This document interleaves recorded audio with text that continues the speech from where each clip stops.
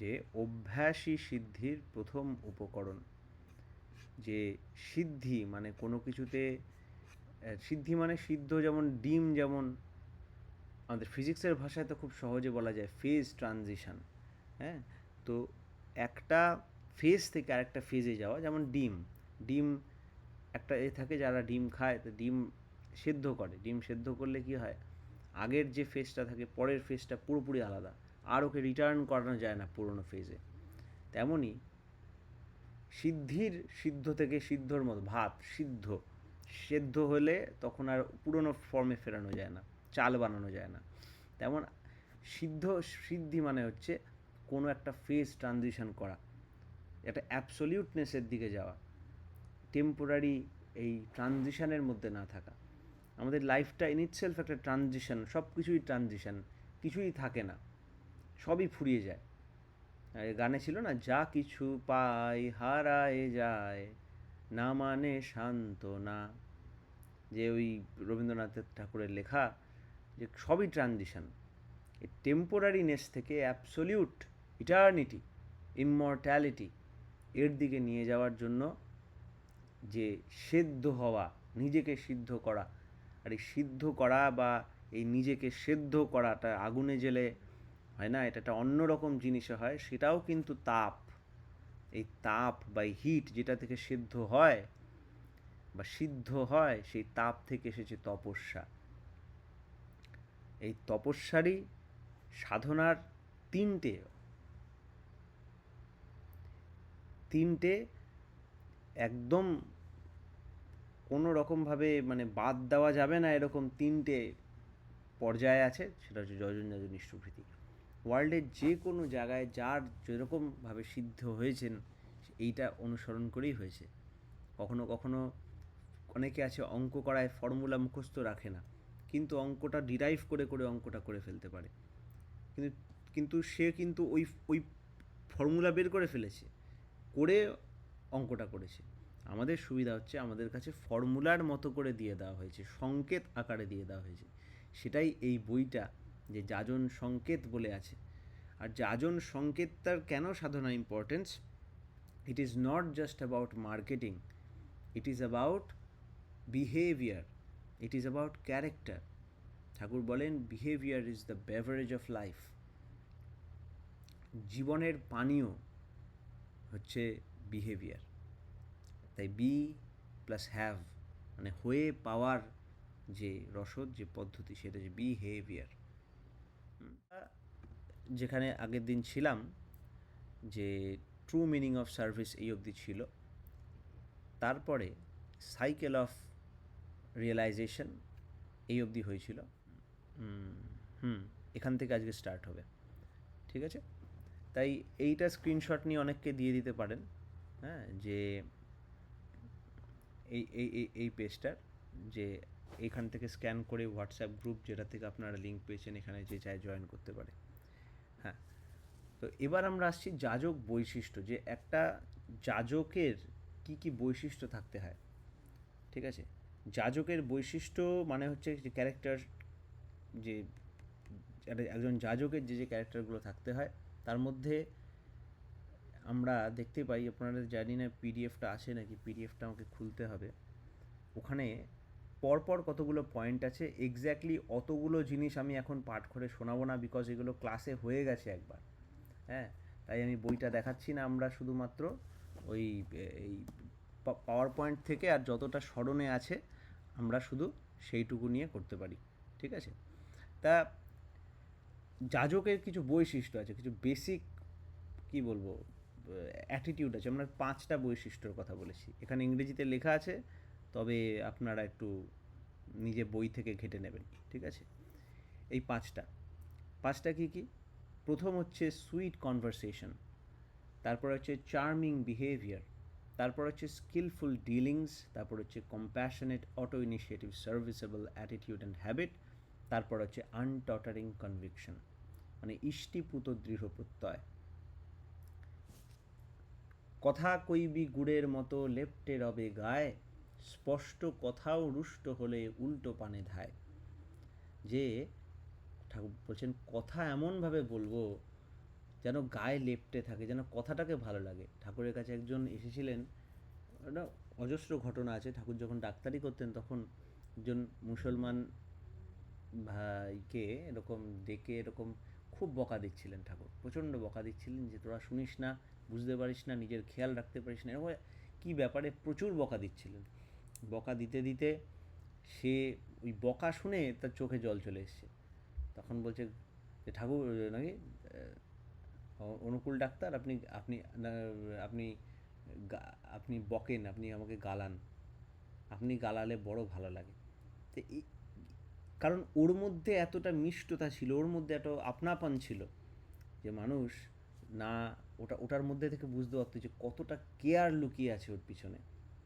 যখন কেউ নিজের মা বাবা হারায় আমি দেখেছি, হ্যাঁ, তখন সে মিস করে তার মায়ের বকা, ওই সব যেগুলোকে খারাপ লাগে সেগুলোকে তখন মিস করে।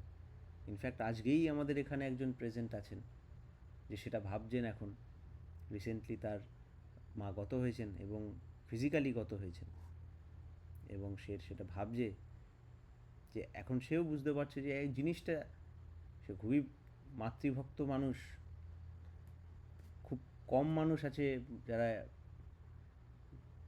থাকতে থাকতে সেই ভ্যালুটা দেয়। তাই ওটা আমাদের বুঝতে হয়। এবং সব বিষয়ে যে এই যে ব্যবহার মানে বিশেষভাবে আহরণ, বিহেভিয়ার, তার একটা পার্ট হচ্ছে কনভারসেশন। কনভারসেশন ইন ইটসেলফ একটা খুব ইম্পর্টেন্ট জিনিস। শেষে ঠাকুর বলতেন যে ঠাকুর কারোর সাথে খারাপ ব্যবহার করতে পারতেন না, এইটা ফার্স্টে চলে আসতো যে এটাই যদি লাস্ট দেখা হয়, এটা ছোটোবেলা, এটাই তো লাস্ট দেখা, আবার কালকে দেখা হবে কি না হবে। যারা অমরত্বের এতটুকু টেস্ট পেয়েছে না, তাদের একটা মজা হচ্ছে তারা এই বডির মর্টালিটি নিয়ে খুব একটা অটোমেটিক একটা নলেজ আছে তার মধ্যে, যে বডির একটা লিমিটেশন আছে, আর সেই জন্য তারা এই বডির বিয়ন্ডে যে আছে তার আইডেন্টিটির সাথে একদম ওতপ্রোতভাবে যুক্ত। Next, charming behaviour. Charming behaviour করার থেকে বেশি ওটা আসে। দাঁত মাজলে বা পেট ঠিক থাকলে যেমন গায়ের ওডরটা ঠিক থাকে, ওটা ঠিক নিজের থেকে করা যায় না, তেমন চার্মিং বিহেভিয়ার অনেকগুলো কাজ, অনেকগুলো চিন্তাভাবনা, অনেকগুলো হ্যাবিট, সেগুলো সমষ্টিতে তৈরি হয়। তারপরে আসছে স্কিলফুল ডিলিং। এটা বরং আরও শেখা যায়। শেখা মানে কোন পরিস্থিতিতে কী সময় কেমন করতে হয় আর কতটা অ্যালার্ট থেকে করতে হয়। তারপরে compassionate auto initiative serviceable attitude and habit. সহানুভূতি সম্পন্ন স্বতঃস্বেচ্ছ সেবাপটু হাবভাব ও অভ্যাস। এটাও প্র্যাকটিস করা যায় যে আমি যে অন্যের জায়গায় নিজেকে ফেলে প্রতি মুহূর্তে একটু স্টেপ ব্যাক করে নিতে হয়। প্রতি মুহূর্তে যে একটা ফট করে কেউ আমাকে কিছু বলল, ওই মুহূর্তে একটু স্টেপ ব্যাক করে নিলাম, ফট করে বলে রিয়াকশান করে দেওয়া চলবে না, কিছু চুপ করে, এটার জন্য একটা কন্ট্রোল লাগে। আর এটাকে গেমের মতো নিয়ে নিতে হবে, এটাকে চ্যালেঞ্জের মতো নিয়ে নিতে হবে। আমাদের মধ্যে যদি কেউ পেশেন্ট থাকে, কেউ একজন অসুস্থ মানুষ থাকে, তার প্রতি আমরা কত সমবেদনা সম্পন্ন হই, তার প্রতি কত আমরা অ্যালার্ট হই যে না এর তো অনেক সমস্যা, এর জন্য এরকম। আমরা ভুলে যাই আমরা অ্যাকচুয়ালি পেশেন্টদের মধ্যে বাস করছি। ইনফ্যাক্ট আমি নিজেও একজন পেশেন্ট। আর পেশেন্টের মজা হচ্ছে সেই পারে সে তার নিজের ব্যথা সহ্য করতে, সে কিন্তু অন্যের ব্যথা সহ্য করিয়ে দিতে পারে না। তাই আমি বলতে পারি যে আমি আমারটা বুঝে নেবো, আমারটা সহ্য করে নেবো, কিন্তু ও তো বেচারা জানে না, অতটা অ্যালার্ট না, ও তো একটা পেশেন্ট, ও একটা পেশেন্ট। আমি এখন যে অ্যাওয়ারনেস, যে স্টেটে আছি, স্টেট অফ মাইন্ডে আছি, ও তো এটা নেই। এইভাবে সহ অনুভূতি হয়, এটা হচ্ছে সহানুভূতি, কম্প্যাশন। আর এই কম্প্যাশন থেকে আসে অটো ইনিশিয়েটিভ সার্ভিস। অটো মানে নিজের থেকে সার্ভিস চলে আসে। বাসে একজন বয়স্ক উঠছেন, সরে গেলাম, বসতে দিলাম, এটা অটোমেটিক এসে যায়, কারণ আমি সহানুভূতি পাই তার কাছে, আমার সহ অনুভূতি হয় তার সাথে, মানে সম্মুখ সহ তার মতো অনুভূতি, তার জায়গায় নিজেকে রেখে দেখতে পাচ্ছি। আর এই কম্প্যাশন থেকে আসে auto initiative service. Auto initiative service থেকে ওটা পরে হ্যাবিট হয়ে যায়। একবার হ্যাবিট হয়ে গেলে ঠাকুর বলেন habit is to have it, HABIT is to HAVEIT, have it, পেয়ে নেওয়া। যখন করতে করতে করতে, ইভেন তপবিধায়না বইয়ের প্রথম বাণীতে ঠাকুর বলেছিলেন যে অভ্যাসই সিদ্ধির প্রথম উপকরণ। রান্নায় যেমন জল এসে যায় প্রথম উপকরণ, আগুন এসে যায় প্রথম উপকরণ, তেমন যদি সাধন ভজনে কোনো কিছু উপকরণ হিসাবে আসে সেটা হচ্ছে অভ্যাস। যেটা অভ্যাস করবে সেটাই তোমার অস্ত্র হয়ে দাঁড়াবে। এই অভ্যাস দিয়েই তোমার সিঁড়ি হতে পারে উপরে ওঠার, আর এই অভ্যাসটাই সিঁড়ি। বাবা, আমি সিঁড়ি বললাম, আমার আইফোনের সিঁড়ি জেগে গেল। নাইস। এরকম অ্যালার্ট হতে হবে। এটা সিরি একটা, ওই গুগলের মতো একটা অ্যাপ আছে, ফট করে জেগে উঠলো সিরি। তো যাই হোক, তো এরকম অ্যালার্ট হতে হবে। এই যে ফোনেও যে ওকে গুগল বা এই ধরনের জিনিস বললে যে ফট করে গুগল উঠে আসে, বা জেমিনাই উঠে আসে, বা এই যে সিরি এ আছে, এ উঠে আসে, এআইগুলো, আমি যখন ডাকি তখন আসে কি করে? কারণ ও সব সময় শুনছে।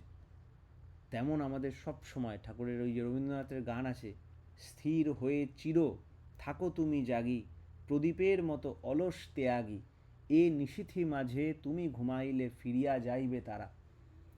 এই সময় তুমি ঘুমালে, ঠাকুর বলছেন তুমি জগতে প্লাবনের মতো ঢলিয়া পড়ো।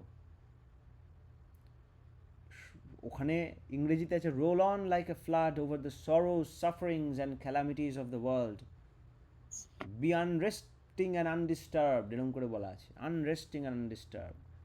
তাই কখন আসে ওটা আসে যখন আমাদের তৈরি হয় আনটটারিং কনভিকশন, ইষ্টিপুত দৃঢ় প্রত্যয়। এই প্রত্যয় একটা ফাউন্ডেশন, যার এই পঞ্চম যেটা আছে এটাই ফাউন্ডেশন, যার ওপর ওই চারটে দাঁড়িয়ে আছে, যে একটা প্রত্যয় তৈরি হয়। আগের দিন অধিবেশনে, যেটা নৈহাটিতে আমাদের সেন্টারের অধিবেশনে, এই বিশ্বাস নিয়ে আলোচনা হচ্ছিল। ঠাকুরের বাণী পাঠ হচ্ছিল, দুকুল দোলা মনটি থেকে প্রশ্ন শূন্য হয় যখন, বিশ্বাস বলে তাকেই ওরে অচ্যুত মন হয় তখন। ওটা হচ্ছে অ্যাকচুয়াল বিশ্বাস। ঠাকুর বলেন বিশ্বাস কিন্তু একটা অলিক প্রত্যয় নয় কো, একটা অবাস্তব ধারণাও নয় কো, ওটা ব্যবস্থিতি আর সংস্থিতির একটা সঙ্গতিশীল নির্দ্বন্দ্ব মিলন। ফট করে ভেবে নিয়ে করে হয় না, ওটা একটা টাইম দিতে হয়। ওটা হয়। ঠাকুরের ইভেন পুণ্যপুঁথিতে বলা আছে, বিশ্বাস না করলে কি বিশ্বাস হয়? অদ্ভুত কথা। বিশ্বাস করার জিনিস, বিশ্বাস হওয়াটা পরে হয়। বিশ্বাস না করলে বিশ্বাস হয় না। বিশ্বাস করার সেই এক্সপেরিমেন্টগুলো করতে হয়, যে এক্সপেরিমেন্ট থেকে বিশ্বাসের এক্সপিরিয়েন্স আসে। হ্যাঁ, তাই আমাদের ত্রয়ীর এখানে স্পেলিংটা ভুল আছে, যাজন হবে।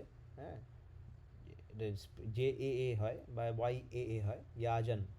তো যাজনের তিনটে ভাগ আছে যদি আমরা দেখি। তিনটে ত্রয়ী মানে বলতে পারেন, যেরকম আমরা বললাম সাধন ত্রয়ী, তো যাজনেরও ত্রয়ী আছে। সাধনার যজন যজন ইষ্টভৃতি, ওই যাজনের ভিতরে আবার তিনটে রকম। এটাকে আমরা ইংরেজিতে রেখেছি, মধ্যে বাংলাও লেখা আছে। ঠাকুর বাংলা ইংলিশ দুটোতেই দিয়েছেন, আপনি বইতে পেয়ে যাবেন। যাজন সংকেত বইতে পেজ নাম্বার 13 আর 14-তে পেয়ে যাবেন। তা এখানে আমি হেডিং দিয়ে দিয়েছি, এটা ঠাকুর এরকম হেডিং দেননি, এটা আমাদের সুবিধার জন্য আমি করেছি। যে নাম্বার 1 হচ্ছে absolute readiness and respect. Number 2 discover and elevate. Number 3 zero compromise that builds the character.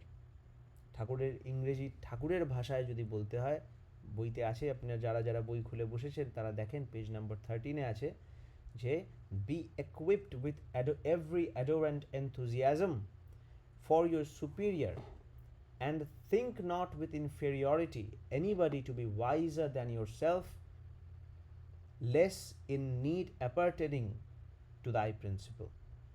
যে তুমি তোমার, আমার যিনি শ্রেষ্ঠ, আমার ইষ্ট, আমার আদর্শ, তার প্রতি, তার কাজের প্রতি একটা উদগ্র আগ্রহ, একটা সশ্রদ্ধ উইথ রেসপেক্ট অ্যান্ড এনথুজিয়াজম নিয়ে, রিগার্ড অ্যান্ড এনথুজিয়াজম নিয়ে আমি রয়েছি। আর সব সময় ওই রেসপেক্ট আর ওই রেসপেক্ট না, রিগার্ড নিয়ে আর এনথুজিয়াজম নিয়ে সব সময় নিজের যোগ্যতা অর্জন করতে থাকতে হবে। নিজেকে আরোভাবে নিজেকে এক্সপ্লোর করতে হবে, নতুন নতুন জিনিস শিখতে হবে, কীভাবে এটাকে আমার আদর্শের কাজে লাগানো যায়। আর যেটা রাখতে হবে মাথায়, আমার যেমন পসিবিলিটি এন্ডলেস, আমি শিখে শিখে মহা সার্থকতার দিকে এগোতে পারি। আমার এর কোনো বয়স হয় না। ফার্স্ট অফ অল, বয়স হয়ে গেছে, সময় হয়ে এসছে, এইসব এখানে চলে না, ঠিক আছে? বিকজ এখানে আমরা বডির সাথে শুধু আইডেন্টিফাইড না, এখানে আমরা বডি, মাইন্ড, স্পিরিট, ভিতরে আরও ভিতরের জিনিসটা নিয়ে কথা হচ্ছে। ওটাকে সাপোর্ট করার জন্যই বাইরের খোলসগুলো। মাইন্ড একটা বাইরের খোলস, চোখ তার বাইরের খোলস, বডি তার বাইরের খোলস, তার বাইরের খোলস আমার ঘর, তার বাইরের খোলস আমার বাড়ি, তার বাইরের খোলস আমার পাড়া, তার বাইরের খোলস আমার সোসাইটি, তার বাইরের খোলস দেশ। এগুলো বাইরের খোলস। এখানে একদম ভিতরে যে চালাচ্ছে তার কথা হচ্ছে। তার বয়স হয় না, তিনি অজাত। তাই পুরো অ্যাডোর অ্যান্ড এনথুজিয়াজম নিয়ে আদর্শের জন্য আপনাদের যার কোনো প্রশ্ন বা কিছু হবে এখানে বলতে পারেন, তাহলে ইন্টারঅ্যাক্টিভ হবে ব্যাপারটা। আর খুব ভালো হয় যদি সেটা in topic related to this হয়। এই খুব অ্যাডোরেন্টভাবে তার এনথুজিয়াজম নিয়ে আমাকে শিখতে থাকতে হবে, জানতে থাকতে হবে, এক্সপ্লোর করতে হবে। আর মাথায় রাখতে হবে, এমন কেউ নেই বা আমার সামনে যে আছে এরকম ভাবা যায় না, এরকম ভাবা ভুল যে তার আমার ইষ্টের প্রয়োজন তার নেই বা আমার থেকে বেশি আছে। দু রকম কেস হয়। একটা কেস হচ্ছে, ধরো আমার প্রফেসর, আমি ভাবতে পারি যে আমার প্রফেসর, ইনাকে আমি কি বলবো ঠাকুরের কথা, বা ইনি কে, মানে এ তো সব দিকে এক্সপার্ট, বা অন্তত অনেক দিকে এক্সপার্ট, বা ওনার দরকার নেই। আর আমি জ্ঞান দিতে যাব না, সেটার কথা বলা হচ্ছে না। কিন্তু এরকম ভাবা যাবে না যে, মানে ভাবা যাবে না, ভাবা ভুল। এবং এটা আমাদের মাথায় আসে, এটা আসে ইনফেরিয়রিটি কমপ্লেক্স থেকে, যে ওকে কি বলবো আবার, ও তো নিজেই, বিবেকানন্দকে আমি কি বলবো ঠাকুরের কথা, স্বামীজি তো, উনাকে আমি ঠাকুরের কথা বলে কি মানে করবো না? ব্যাপারটা তা না। হেন কেউ নেই যার তার প্রয়োজন নেই। ওই জন্য বলে, আগে যখন গ্রামে বা এইসব জায়গায় রাম কথা হতো, তখন পিছনে একটা জায়গা ফাঁকা রাখতো, বলে নাকি হনুমান এসে কথা শুনবে। কি হনুমান চালিসায় ছিল না, রাম কি কথা শুনিবে কো রসিয়া, রাম লখন সীতা মন বসিয়া। হ্যাঁ, তো মনে পড়ছে না।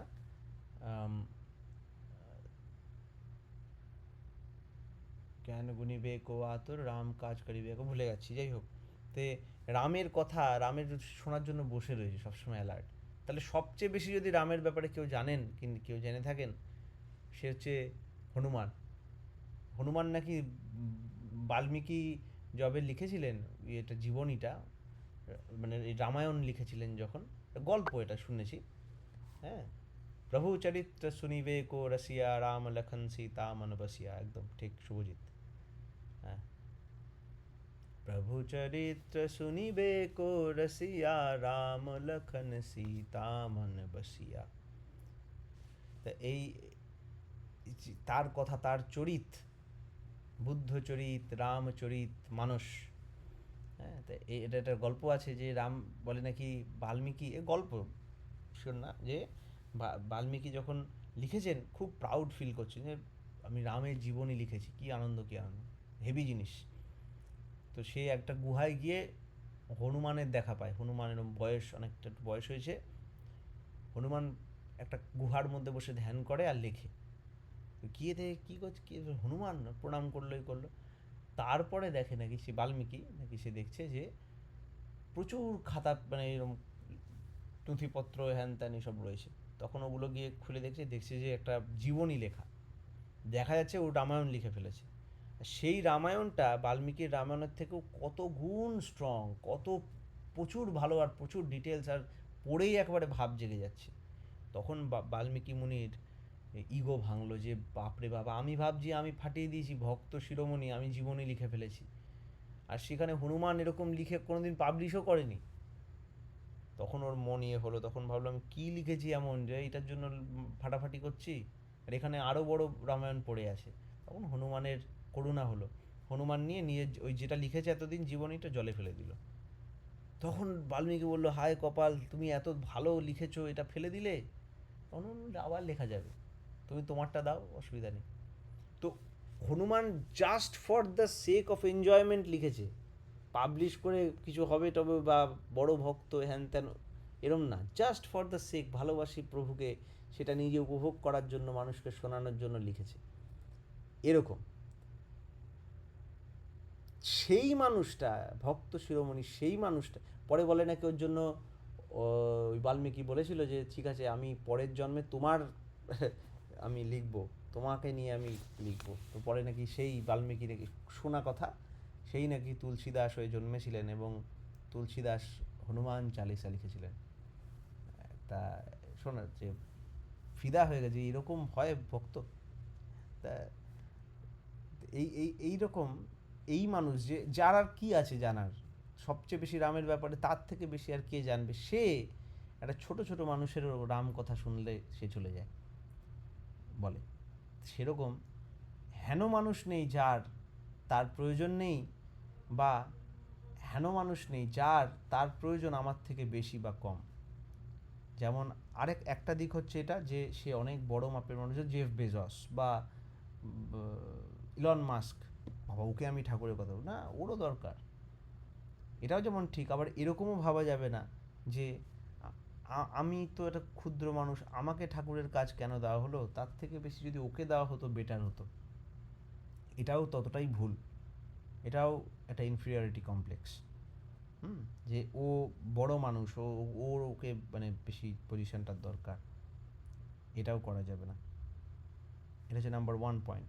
সেকেন্ড পয়েন্ট হচ্ছে ডিসকভার অ্যান্ড এলিভেট। ঠাকুর বলছেন, through dealings and conversation, explore the needs of a person, and through the channel of elatment, hope, and service, hurl up with a convincing thrash and pull. Thrust or thrash, এরকম আছে, বইটা দেখে নেবে, page number 14 থাকবে। এখানে লেখা আছে, এটার মানে হচ্ছে তার চাল চলন কথাবার্তার মধ্যে দিয়ে মানুষের প্রয়োজনগুলি পর্যবেক্ষণ করে, আবিষ্কার করে, উৎফুল্ল করে তোলা, ভরসা দেওয়া, সেবার পথে পথে তাকে ইষ্টাভিমুখে ঘুরিয়ে দেওয়ার চেষ্টা, এই খুঁজে বার করা। এই জন্য ডিসকভার অ্যান্ড এলিভেট, কোন জায়গায় নিচে আছে ওটাকে তুলে দাও, কোন জায়গায় নিচে আছে ওটাকে তুলে দাও, কোন জায়গায় নিচে ওটা, এটা এগুলো কিন্তু শুধু যে ঠাকুর, এটা খুব মজার ব্যাপার হচ্ছে আমরা বারবার ব্যাপারটা আলাদা করে দিই, ধর্ম ব্যাপারটা আলাদা করে দিই, ঠাকুর ব্যাপার, এটা নর্মাল লাইফের জিনিস। আমার বন্ধুদের সাথে চ্যাট করছি, কেউ একটু ডাউন আছে, তাকে একটু এলিভেট করে দাও, এটা কি নর্মাল ব্যাপার না? যার জন্য এরকম একটা স্বাভাবিক শত শত অটো ইনিশিয়েটিভ ব্যাপার, ইটস পার্ট অফ লাইফ। এই কীভাবে করতে হয় সেটা এখানে বলা হচ্ছে। হ্যাঁ, একটু ডাউন লাগছে, কী হয়েছে, কী ব্যাপার, করে করে কখন যে পট করে তুলে দেওয়া হবে, এটাই সেবা। That's the best kind of service you can do. আর তৃতীয়টা হচ্ছে জিরো কম্প্রোমাইজ। এইটা হচ্ছে একটা বড় জায়গা। এখন মনে হতে পারে যে কখনো কখনো কম্প্রোমাইজ করলে সুবিধা হবে বা ও মেনে যাবে, হয়তো আমি বলে দেবো, আরে ঠিক আছে, নিরামিষটা অতটাও ইম্পর্টেন্ট না, না হলেও চলে। এটা বলে হয়তো মনে হবে যেন তাকে পালিয়ে যাওয়ার থেকে বাঁচিয়ে নিলাম, আমার কাছে রাখলাম, বাট এটা তার সাবকনশিয়াসের জন্য ক্ষতিকারক। তার সাবকনশিয়াসে এরকম হয়ে যায় যে ওর চরিত্রের দুর্বলতা হিসাবে ওটা দেখে, ওর মধ্যে ওই আলফানেসটা নেই, ওর মধ্যে ওই দৃঢ় প্রত্যয়টা কম, অতটাও ইম্পর্টেন্ট না, এরকম। এটা আমি অনেক মুসলমানদের মধ্যে দেখি, তারা কিন্তু নিজের জায়গায় স্ট্রিক্ট। এবার ওটা গোড়ামি হতে পারে, ঠাকুর গোড়ামি ভালো পছন্দ করতেন না একদম, ঠাকুর নিষ্ঠা পছন্দ করতেন, নিষ্ঠার কথা বলেছেন, গোড়ামি না। গোয়ার হয়েও না, নিষ্ঠা রেখো, কিন্তু গোয়ার হয়েও না, গোয়ার যেন আমরা না হই, ঠিক আছে? কিন্তু নিষ্ঠা ভয়ঙ্কর, বহু নৈষ্ঠিকদের থেকে গোড়া ভালো। তাই any appeal or compromise to adhere to thy principle is a normal hindrance in imparting thy conviction.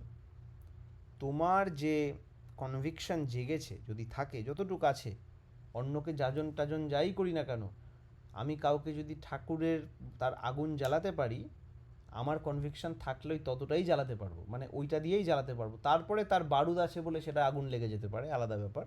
But আমি যদি কারোর মধ্যে কনভিকশন জাগাতে চাই, আমার কনভিকশনটারই একটা সাবসেট ওর মধ্যে আমি দিতে পারবো। তাই একটা স্বাভাবিক বাধা এই কনভিকশন পাস করায়, এই কনভিকশন পাস করার প্রসেসটা একটা স্বাভাবিক বাধা যেটা আসে নিয়মিত, প্রায়ই আসে, সেটা হচ্ছে কম্প্রোমাইজ। আমি একটা বন্ধুর সাথে করছি একদিন আছে, কি আছে, একদিন একটু করে নিলাম, ব্যাস ওইখানেই ওর মন তোমাকে দুর্বল বলে চিনে নিল। এতে এরম, প্রথমত তোমার কনভিকশন থাকলে কম্প্রোমাইজ তুমি করবেই না, তবুও যদি করো, বা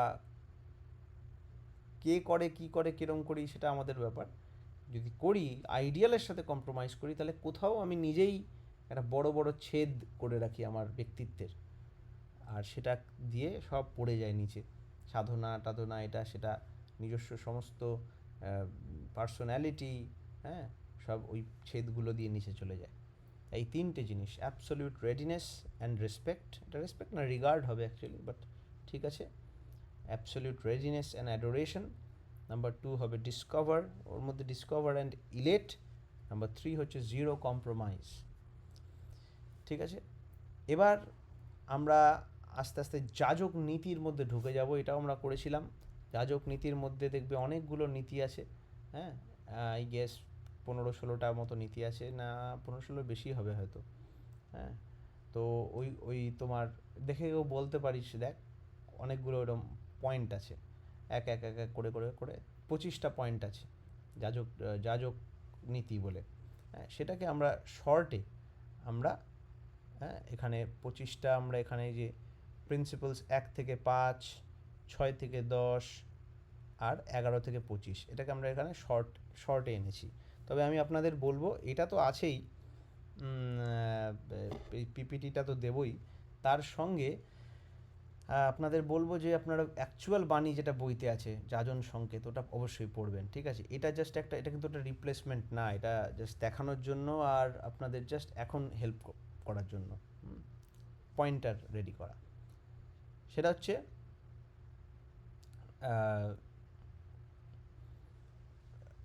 প্রথম প্রিন্সিপালটা শুনে অদ্ভুত লাগবে, বলছে যে focusing only on family need leads to absolute depletion, total devotion to ideal systematically fulfil on needs. এটার বাণী এক্স্যাক্টলি যদি আমি যাই, মানে একেবারে অরিজিনাল বাণীটা, সেটা ঠাকুর বলেছিলেন যে আমরা ভাবি যে আমরা আমাদের এই বেসিক সমস্যাগুলো মিটিয়ে তারপরে আমি আদর্শ করব, এটা থাকে যে যাদের উদ্দেশ্য পারিপার্শ্বিক, বাণীটা দেখে বলতে কেউ একটা দেখ না, যদি খুঁজে পাস পেজ নম্বর 15-তে যাজন সংকেতে, কেউ যদি পড়ে শোনাতে পারিস, দেখ যাজন সংকেত পিডিএফে, যে যাদের মানে বিষয়টা হচ্ছে যে যাদের উদ্দেশ্য পারিবারিক, মানে পারিবারিক যে প্রয়োজনগুলো, হ্যাঁ, সেটার সমাবেশ আর সেগুলোর সলিউশন দিয়ে তারপরে আমি ইষ্টার্থ, মানে ইষ্টস্বার্থ পরিপূরণে প্রবৃত্ত হতে চাই, তাহলে হ্যাঁ, কে কিছু বললো, কিছু মেসেজ পাঠালো কেউ? কারুর কাছে যাজন সংকেত থাকলে এই বাণীটা পাঠ করে শোনাতে পারো, হ্যাঁ। তো আমি করব। হ্যাঁ, পর পেজ নাম্বার 15-এ আছে, দেখ। হ্যাঁ, এটা তো যাজক নীতি। হ্যাঁ, যাজক নীতির হ্যাঁ, হুম, হুম। হ্যাঁ। যাদের উদ্দেশ্য পারিবারিক চাহিদাগুলির সমাবেশ ও সমাধান করিয়া ইষ্টার্থকরণে প্রবৃত্ত হইতে চায়, তাদের পারিবারিক চাহিদাগুলির সমাধান তো হয়ই না, ইষ্টার্থকরণ ও সর্বহারা হইয়া ইতভ্রষ্টস্ত নষ্টের প্রয়োপবেশনে নিঃশেষ প্রাপ্ত হয়। আবার যারা অটুট আপ্রাণ ইষ্টপ্রাণ হইয়া তৎকরণোদ্দীপনায় আর যা কিছু সবকে উপেক্ষা করিয়া ইষ্টকর্ম তৎপর হয়, তাদের সব চাহিদা ক্রমশই পরিপূর্ণতা লাভ করত ধীরে ধীরে বিন্যস্ত হইয়া ওঠে।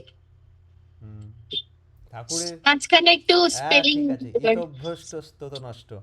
ব্যাপার হচ্ছে যে ঠাকুরের, এটা আমি ভাবতাম, আমি ওই জন্যই তো শর্টে লিখেছি, ঠিক আছে। ঠাকুরের মজা হচ্ছে আমি ভাবতাম আননেসেসারি এসব লিটারারি কায়দা করা, আগে ভাবতাম যেরকম কবিরা করেন সেরকম, পরে বোঝা গেল এই ওয়ার্ডিংগুলো এমনভাবে করা না, এগুলো একটা ফর্মুলা ইন ইটসেলফ। তুই দেখবি, হ্যাঁ, তুই লাস্টে যে বললি ধীরে ধীরে বিন্যস্ত, কি বিন্যস্তই হইয়া ওঠে। বিন্যস্তই, ওটা অবশ্যই আছে, তুই কিন্তু অবশ্যইটা বলিসনি হ্যাঁ, প্রথমে।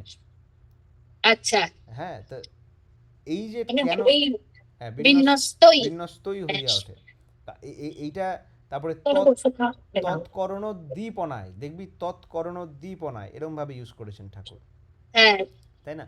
এইগুলো পরে বোঝা যায় আস্তে আস্তে যে এই কথাগুলো কিভাবে যে জিওমেট্রিক্যালি তিনি বানিয়েছেন জানি না, স্বাভাবিকভাবে তার এসছে, কিন্তু এগুলোর মধ্যে কিছু ব্যাপার আছে, এগুলোর মধ্যে এর কিছু জিওমেট্রি আছে আমার মনে হয়, কারণ এবং অন্যরাও বলেন যারা উম, এইসব নিয়ে কাজ করেন যে এর একটা ব্যাপার আছে, হ্যাঁ, যে এইটা ভেবে বার করা বা এটা ভাবা, এইটার ভাবতে গেলে যে এক্সারসাইজ হয় মাইন্ডে, সেটাই এই জিনিসটাকে মাথায় গেঁথে দেয়, জানিস তো। আমি যদি বলি তোকে যে আগে। এটাকে এটাকে কিন্তু তন্ত্রতে যন্ত্রই বলে এই জিনিসটাকে, দেখবি এরকম হুম, ট্রায়াঙ্গেল সার্কেল আঁকে হ্যাঁ, অনেকে, হ্যাঁ, হ্যাঁ, যন্ত্র। হ্যাঁ হ্যাঁ, যন্ত্রা, ওই ওই যে এই বাণীগুলো একটা ওরকমভাবে ডিজাইন করা। হুম, প্রতি শাস্ত্রে যে পাঠ পাঠ করার এই যে দেখবি ইয়ে হয়, কি বলে ওটাকে, ওয়ার্ডটা ভুলে যাচ্ছি, এটা রিদম আছে, ছন্দ ছন্দ ছন্দ বলে না, হুম, অনুষ্টুপ অনুষ্টুপ ছন্দ ফন্দ এইসব অনেক কিছু হয়। হুম, তো এই ছন্দগুলোর হাত এরম এরম করে করে দেখবি কিরকম কিরকম করে, হ্যাঁ, হ্যাঁ, হ্যাঁ, হ্যাঁ, ওইগুলোর গ্রামার আছে, তা তেমন ঠাকুরের এই বাণীটাই এমনভাবে ডিজাইনড যাতে পড়ার মধ্যে দিয়ে মনে হয়ে যায়, আর বোঝা যায় যে আচ্ছা এটার এরকম প্যাটার্ন আছে এর মধ্যে, আর কোনো দিন ভুলতে পারবি না, আর ভালো করে যদি ইয়ে করা যায় তাহলে তো ঢুকে যাবে একদম চরিত্রে। It's a very beautiful thing, এটা ইন ইটসেলফ একটা রিসার্চ করার মতো জিনিস।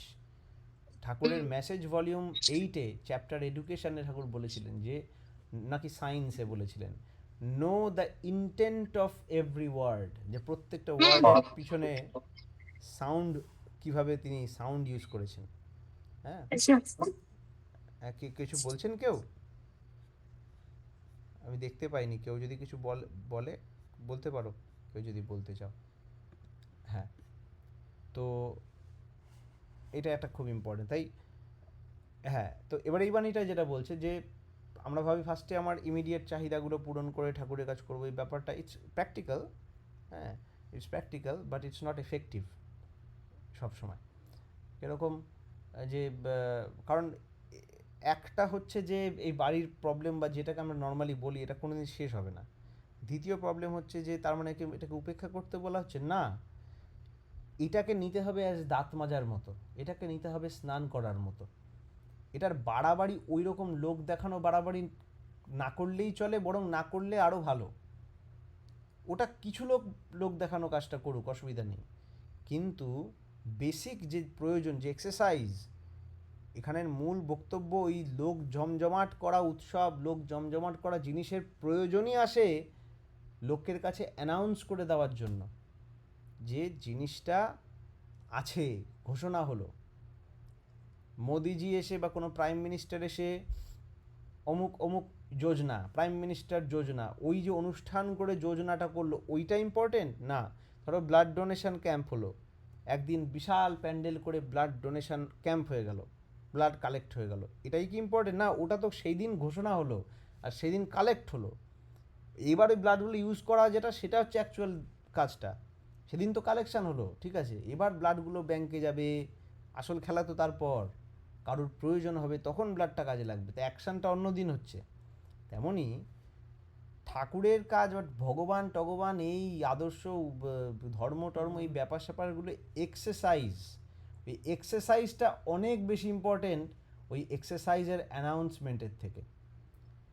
এক্সারসাইজের announcement is the start of the work, is the announcement of the work, কিন্তু এক্সারসাইজটা হয় তার অনেক পরে আর অনেক চুপচাপ। হ্যাঁ, ওই মনো চলো নিজ নিকেতনে গানটায় আছে, কি পুণ্যধন রাখো এ গোপনে, কি না, পুণ্যধন রাখো হে গোপনে অতি যতনে, মনো চলো নিজ নিকেতনে, এরকম আছে। হ্যাঁ, তো খুব খুব চুপচাপ, দরকার হলে করো না প্রচার, কিন্তু ওই যে চুপচাপ প্র্যাকটিস, আর চুপচাপের মধ্যে যাজনটাও চলে আসছে, নিজের পরিসরে যাজন চলুক, করতে হবে যজন যাজন ইষ্টভৃতি, কারণ এটা একটা প্র্যাকটিস ইন ইটসেলফ, এটাই সাধনা। ঠিক আছে? হ্যাঁ দাদা, আগে হ্যাঁ। ওই যে আলোচনা প্রসঙ্গে ঠাকুর বলেছেন এক জায়গায়, এটা কোথায় আমি জানি না, মানে মনে নেই, হুম। যে ঠাকুর বলেছেন যে এইখান থেকে সবকিছু শিখবি আর সেটা সংসারে গিয়ে অ্যাপ্লাই করবি। মানে এরকমও তো বলেছেন ঠাকুর, যে একদম এখান একদম থেকে সবকিছু একদম শিখে তারপরে সেটাকে আবার প্র্যাকটিক্যালি মানে সংসারে একদম। গিয়ে সেটাকে অ্যাপ্লাই করবি। আলোচনা দ্বিতীয় খণ্ডে মনে হয়, আচ্ছা। মনে হয়, যাই না, আই মে বি রং, দ্বিতীয় হ্যাঁ সেভেন দাদা, তো ঠিক। একদম বলেছেন, ধর্ম যদি নাই রে ফুটলো জীবন মাঝে, কি নিত্য কর্মে বাতিল করে রাখলি তারে, কি হবে তোর এমন ধর্মে, তাই না? হ্যাঁ। তো ওখানে অ্যাপ্লিকেশনের উপর ডিপেন্ড করছে, এবং এক জায়গায় অ্যানালজি দিয়েছিল কে যেন, যে আমি ঢাল তরোয়াল বিশাল সেন দিলাম, ধারালো বানালাম, করে আর্মার পরে নিলাম, পরে যুদ্ধে গেলাম না, ওটা ব্যাকফায়ার করতে পারে। ব্যাকফায়ার করতে পারে এরকম, যে যুদ্ধে গেলে ওটা আরও ট্রেন্ড হতো, ওটা আরও ঠিক হতো, কিন্তু ওটা পরে আমি ঘরে বসে থাকলাম বা পরে আমি ইউজ করতে পারলাম না ঠিক মতো, তার জন্য ওই আর্মারটা আমার উপর একটা বোঝ হয়ে গেল, যে আর্মারটা যুদ্ধে কাজে লাগতো সে আর্মারটাই আমার বোঝ হয়ে গেল। তেমন যারা স্পিরিচুয়াল অনেক নফর জফর করি বা অনেক কিছু শিখছি, এই করছি, দীক্ষা নিয়ে বড় বড় অনেক গল্প টল্প করে করে কিছুই অ্যাপ্লাই করলাম না, কোনো জায়গাই হলো না অ্যাপ্লাই করার। হ্যাঁ, এরকম হতো আগে, অনেক গরু ছিল, গরুরা না খেয়ে কিছুক্ষণ পরে খাবারটা আবার মুখে নিয়ে আম আম আম করে চেবায়, আবার নেয় আবার সেবায়। হুম। তো ওই জাবর কাটাটাই যাজন এখানে বলতে গেলে, তেমন আমাদের প্র্যাকটিস, এগুলো প্র্যাকটিস করে তাতে টাইম নষ্ট হয় না, বা এরকম কোনো পারিবারিক সমস্যা নেই যে সমস্যায় জন্য ওই পার্সোনাল দাঁত মাজার প্রবলেম হয়। যদি আমার বাড়ির পার্সোনাল প্রবলেমের জন্য আমি দাঁত মাজতে পারছি না এরকম হয়, বা পটি করতে যেতে পারছি না, তাহলে ওটাও একটা পারিবারিক সমস্যা। তেমন আমার পার্সোনাল সমস্যা বা কোনো কারণের জন্য এটা হচ্ছে না, যজন যজন ইষ্টবৃত্তি আমার পার্সোনাল সাধনা, এটা নিজের সাধনার পার্ট, আমার সোলের, বডির যেমন কিছু বেসিক নিডস আছে, খাওয়া, ঘুম, হ্যাঁ, বাথরুম, এগুলো যেমন বেসিক নিডস, যেমন সোলের কিছু বেসিক নিডস আছে, ওটাই তপস্যা, তপস্যার মধ্যে চলে আসছে যজন যজন ইষ্টবৃত্তি। হ্যাঁ, তো এগুলো ওরকমভাবে আমাদের চিনে নিতে হবে। তারপরে এক্সট্রা তুমি পুজো করো, দুর্গা পুজোয় অঞ্জলি দাও, যেগুলো তোমার বাড়িতে পিতৃপুরুষের চলে আসছে পুজো, কালী পুজো, বিশ্বকর্মা পুজো, যা যেরকম করার, যেটা প্রয়োজন, যেটা কৃষ্টি তোমার, সেটা করো, নেসেসারি, নাপজ্ঝা ঠাকুর বলেছেন। ওগুলো দেবতাদের প্রণাম করার কথা আমাদের আছে, তো ওগুলো আছে, কিন্তু ওগুলো ভেরি ইম্পর্টেন্ট, ওগুলো অ্যাডঅনস, ওগুলো আরও বিউটিফুল করবে, আরও বড় করবে, extra marks for good hand writing. কিন্তু পরীক্ষার অ্যাকচুয়াল সিলেবাস যেটা, এটা ছাড়া, বরং এটাই আমার ব্রেনকে তৈরি করবে। ঠাকুর বলেন আদত জিনিস হচ্ছে মাথা, এই মাথাটা যদি ঠিক থাকে, মাথার একদম ভিতরটা যদি ঠিক থাকে, একদম সেন্টার মাথার, ইভেন সেরিব্রামও অনেক পড়ে, একদম সেন্টার একটা জায়গা আছে, ওই জায়গাটা ঠিক মতো যদি আমাদের থাকা যায়, তাহলে বিপদে পড়া মুশকিল আছে।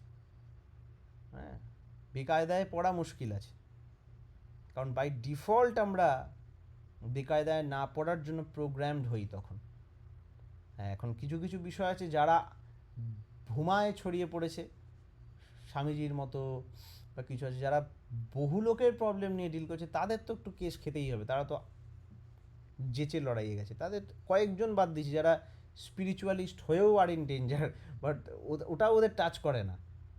তাই আমাদের কথা বলছি, সাধারণ মানুষ, যে যারা আমরা প্র্যাকটিসে থাকি, আমাদের নাথিং ক্যান শেক, ইভেন ওরকম মানুষদেরও নাথিং ক্যান শেক, সেরকম অজস্র এক্সাম্পল আছে through out the history. Even আমাদের ভারতে হিরো বা দেবতা তাদেরই বলা হতো যারা সেই রকমভাবে এস্টাবলিশড হয়েছিল ইন্টারনালি অ্যান্ড এক্সটার্নালি।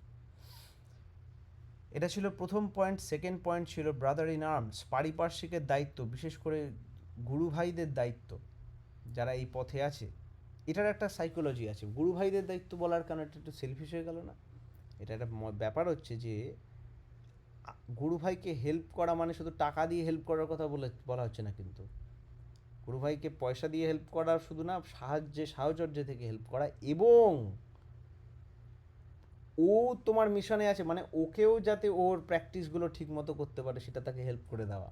কারণ ওর প্র্যাকটিস মতো ঠিক করতে পারলে ইন ইটসেলফ ওর সব ঠিক হবেই, আর ওর একটা ঠিক এক্সাম্পল হিসাবে দেখলে ওর আশেপাশে সবাই ঠিক হবে। এইটা হচ্ছে ওই হেল্প করার ফিলোসফি। কেন গুরু ভাইদের যাতে ভালো থাকে বলছি, গুরু ভাইদের অন্যদের ভালো থাকতে হেল্প করবো না, আরে অন্যদের অবশ্যই করব, বাট গুরু ভাইদের ভালো থাকলে কেন বেশি সুবিধা? Because that's an investment. গুরু ভাইয়ের ভালো থাকা is an investment for the society. আমার বন্ধু সায়ককে এনসিকেইউতে ভর্তি হয়েছে, ইটস অ্যান ইনভেস্টমেন্ট। আমি এনএসওয়াই এখানে আছি, is an investment for Thakur's people. কেন? কারণ আমি এখানে থেকে, সায়ক ওখানে থেকে, সন্দীপন ওখানে থেকে, we can be little bombs. এটাও কি আমার বিজনেস প্রচার করার জন্য?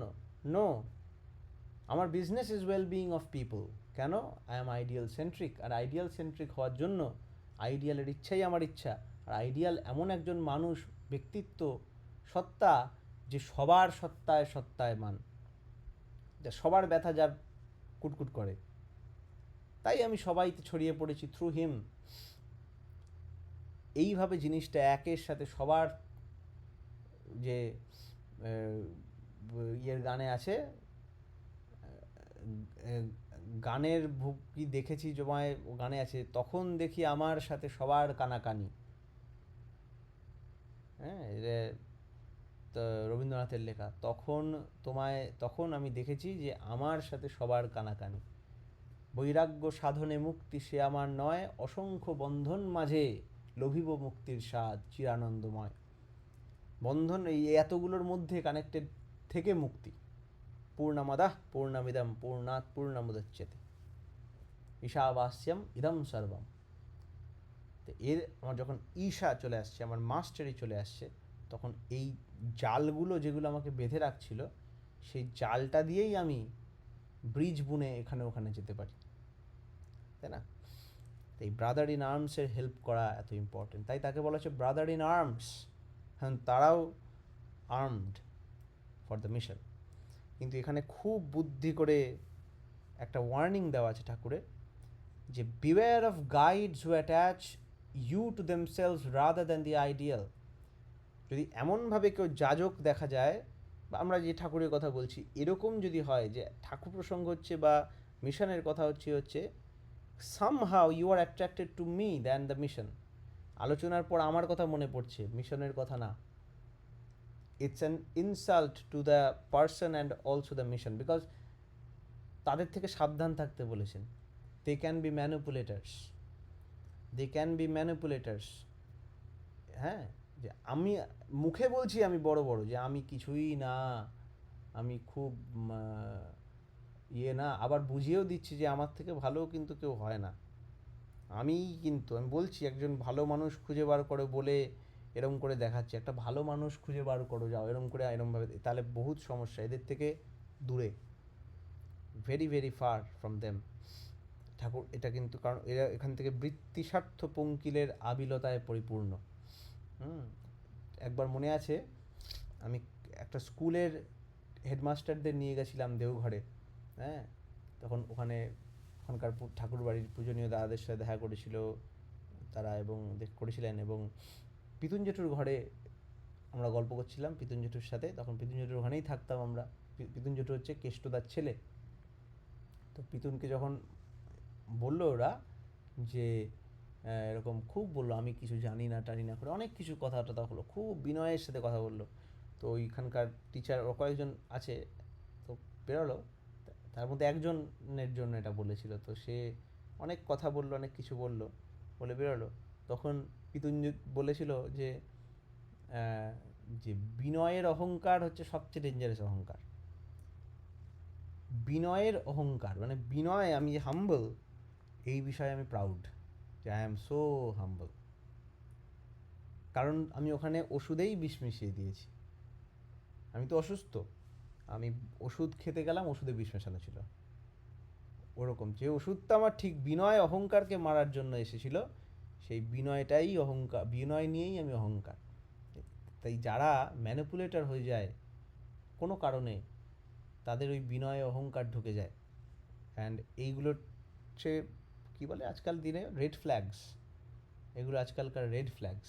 এই রেড ফ্ল্যাগ থেকে দূরে সরে যান। যেখানে বহুনিষ্ঠা, যেখানে বিনয়ের অহংকার, যেখানে ছেলে অথচ মেয়েদের যাজন করতে বেশি ভালো লাগছে, একটা অন্যই টেস্ট পাচ্ছে, মানে খুঁজে খুঁজে মেয়েদের হেল্প করছে, ঠিক আছে। কী ছিল একটা বাণী ছিল ঠাকুরের যে আহ, মেয়ে দেখলেই ভিড়ে পড়ে দরদ সেবায় কাটায় দিন, পুরুষ সঙ্গের নয়কো সময় সন্দেহের সে মতিহীন। খুব ভালো ঠাকুরের কথা বলছে, কিন্তু মেয়েদের বলতে একটু ভালো লাগছে, মানে মেয়েদেরই বলতে খুব সাবধান। অপোজিটটাও হতে পারে, হতে পারে কি হয়, এই ওয়ার্নিংগুলো ঠাকুর দিয়ে রেখেছেন। এবার আমি এগুলো নিজে বলছি, এবার এগুলো কিন্তু খুঁজে নিতে হবে, বইতে আছে, হ্যাঁ, নিজে একটু পড়তে হবে।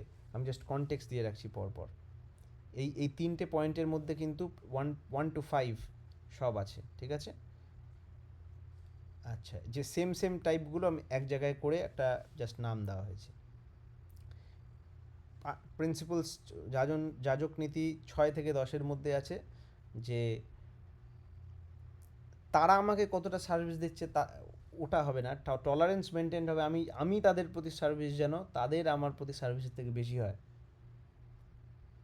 ঠিক আছে। মানে তাদের তরফ থেকে, বা আমিও যদি হিসাব কষি, তারা আমাকে কতটা হেল্প করছে, এটা যেন আমি তাদের যে হেল্প করছি তার রেশিওয়ে অনেক কম হয়। আর তারা যেন সেটা ফিল করলে তো খুবই ভালো, ঠিক আছে। ফিল করবেই যদি মানুষ হয়, ঠিক আছে। না ফিল করলেও কিছু এসে যায় না। যে আমি কারুর সঙ্গে রয়েছি, কারুর সঙ্গ আছে, সঙ্গে একসাথে রয়েছি, আমার তার প্রতি সার্ভিস যেন তার আমার প্রতি সার্ভিসের থেকে অনেক ফার ফার হাই হয়। এটাকে একটা স্টেটাস সিম্বল হিসাবে নিয়ে নাও নিজের জন্য, নিজের মনের জন্য, নিজের একটা একটা আত্মা কী বলে, যাত্রাভিমান বা গর্ববোধ বলে কিছু হয় তো, এই জিনিসগুলো নিয়ে গর্ববোধ হোক। আমার আইফোন আছে, এটা গর্ব না। আমার গর্ব হচ্ছে যে আমি ওকে নিজের জন্য রাখা গর্ব হচ্ছে যে আমি বন্ধু, কেউ বলতে পারবে না, বা আমি মনে ভাবতে পারবো না যে ও আমাকে এত হেল্প করে আর আমি ওকে 10 গুণ হেল্প করি না। এই লেভেলে একটা টলারেন্স রেশিও রাখতে হবে। আর সহ্য করি না, আমি প্রচুর গালাগালি দিচ্ছে, প্রচুর লোকে গালাগালি দিচ্ছে, তাতে আমার কোনো অসুবিধা হয় না। আমি তাদের কাউকে গালাগালি দিচ্ছি, আমি তাদের কন্ট্রোল করে কোথাও ছলে বলে কৌশলে তাকে মধ্যে আদর্শ প্রতিষ্ঠা করছি। এটা আর বিষয়ে নিজের ক্ল্যারিটি থাকা দরকার, আমি এরম তো এটা করছি তো। এটাও যাজকের একটা বৈশিষ্ট্য। এটা একটা ভিতরে ভিতরে একটা অদ্ভুত পার্সোনালিটি তৈরি করে। ওটা নিজেকে নিজে একটা দরজা পদরজা একটা জায়গায় উঠিয়ে দেয়। ইভেন এই যে কথাগুলো হচ্ছে, এই আলোচনা হচ্ছে না, এইগুলোর এক্সটার্নাল চেঞ্জগুলো যে ইন্টারনালি যে কত কিছু ঘটায়, সেগুলো একটা অন্য ক্লাসের বিষয়। প্রত্যেকটা এক্সটার্নাল কাজ, প্রত্যেকটা এক্সটার্নাল ম্যানিপুলেশন প্রজেক্ট করে ইন্টারনাল কিছু চেঞ্জকে। আর যেমন পেট খারাপ থাকলে উল্টোপাল্টা স্বপ্ন দেখা হয়, তেমন পারিপার্শ্বিক বা বাইরের উল্টোপাল্টা ঘটনাও কিছু কিছু ইন্টারনাল চেঞ্জেস ঘটায়, যাদের মধ্যে সেই ফাইননেস আছে, যে টিউনেবিলিটি, একটু টিউন হয়েছি আমরা যারা, যতটুকু সবাই এখানে আমরা টিউন, যতটা আমরা যখন হই তখন ওই ইন্টারনাল চেঞ্জগুলো দেখতে পারি। আর এক্সটার্নাল কী দেখেছি জানি না, ইন্টারনাল টিউনের যে ভিশন, দ্যাটস এন্টায়ারলি ডিফারেন্ট।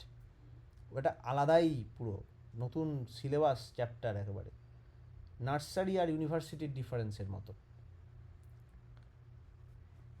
তারপরে নো ইউনিভার্সাল প্রেসক্রিপশন। আমি কি বুঝি, আমি কি মনে করি, এটা কখনোই কারোর উপর ফোর্স করা যাবে না। এটা যাজনের একটা ইম্পর্ট্যান্ট অ্যাসপেক্ট। ব্যক্তিগত জীবনের অবস্থাকে লক্ষ্য করে যা বলেছি, এইটার ওপর ডিপেন্ড করে আমি কারোর ওপর বলতে পারবো না যে এরকম এরকম। আগে শুনতে হবে। আমাদের দুটো কান, দুটো চোখ, দুটো নাকের ফুটো, একটা মুখ।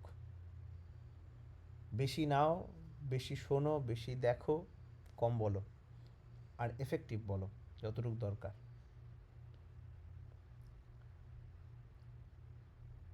রেজিস্টিং স্যাবোটাজ,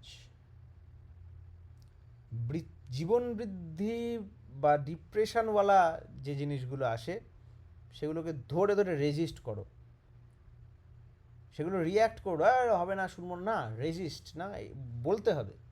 সুইসাইডাল কথা বলছে, বলতে হবে, নো, টেক দ্যাট ব্যাক, এটা ঠিক না। তাকে আলাদা করে ডেকে, একলা ডেকে বলতে হবে, দেখো আমার সামনে কেউ একটা নিজের মেয়েকে বাজে কথা হয়েছে, এরকম চড় মারলো ঠাস করে, মেয়ের সামনে বাবার অপমান না করলেও পরে বাবাকে ডেকে নিয়ে বলে যেটা করলো ঠিক হলো না, ওটা আমাদের সামনে ওরকম কিরম শাসন, এটা ঠিক করে না ওটা। এই যে যেই জিনিসগুলো জীবন বৃদ্ধির একেবারে অ্যান্টি, এই জিনিসগুলো, সেগুলোকে কখনো সেগুলোর আপোষরফা করা যাবে না। সেগুলো দেখেই ওই ছোট আগাছা থাকতে থাকতে কেটে ফেলতে হবে, আপরুট করে ফেলতে হবে, বুঝিয়ে আপরুট করতে হবে। এটা ঠাকুরের জীবন ভোর ঠাকুরের এক্সাম্পল আছে। চুরি করতে গেছে চোরের সাথে, ঠাকুরের চোর বন্ধু চুরি ছাড়তে পারছে না, ঠাকুর তার সাথে গেছে, বলে আমাকে নিয়ে যা, চুরি করতে নিয়ে গেছে। অসংখ্য গল্প, অনেক চোরদের সাথে ঠাকুর চুরি করতে গেছেন। সেদিন মেয়ে চুরি করতে গেছেন, মানে তখন গ্রামে মেয়ে চুরি হতো, ছোটো ছোটো মেয়ে বিয়ে হয়েছে তুলে নিয়ে চলে যেত। এক ডেঞ্জারাস জায়গায় ঠাকুরের জন্ম। সে মেয়ে চুরি করতে হবে, সে গিয়ে ওকে বলছে, আচ্ছা আজকে তুই, বারবার মনে করাচ্ছে, আচ্ছা আজকে তুই ঘর তালা দিয়েছিলিস তো, এই ঘরে তালা দিয়েছিলিস তো?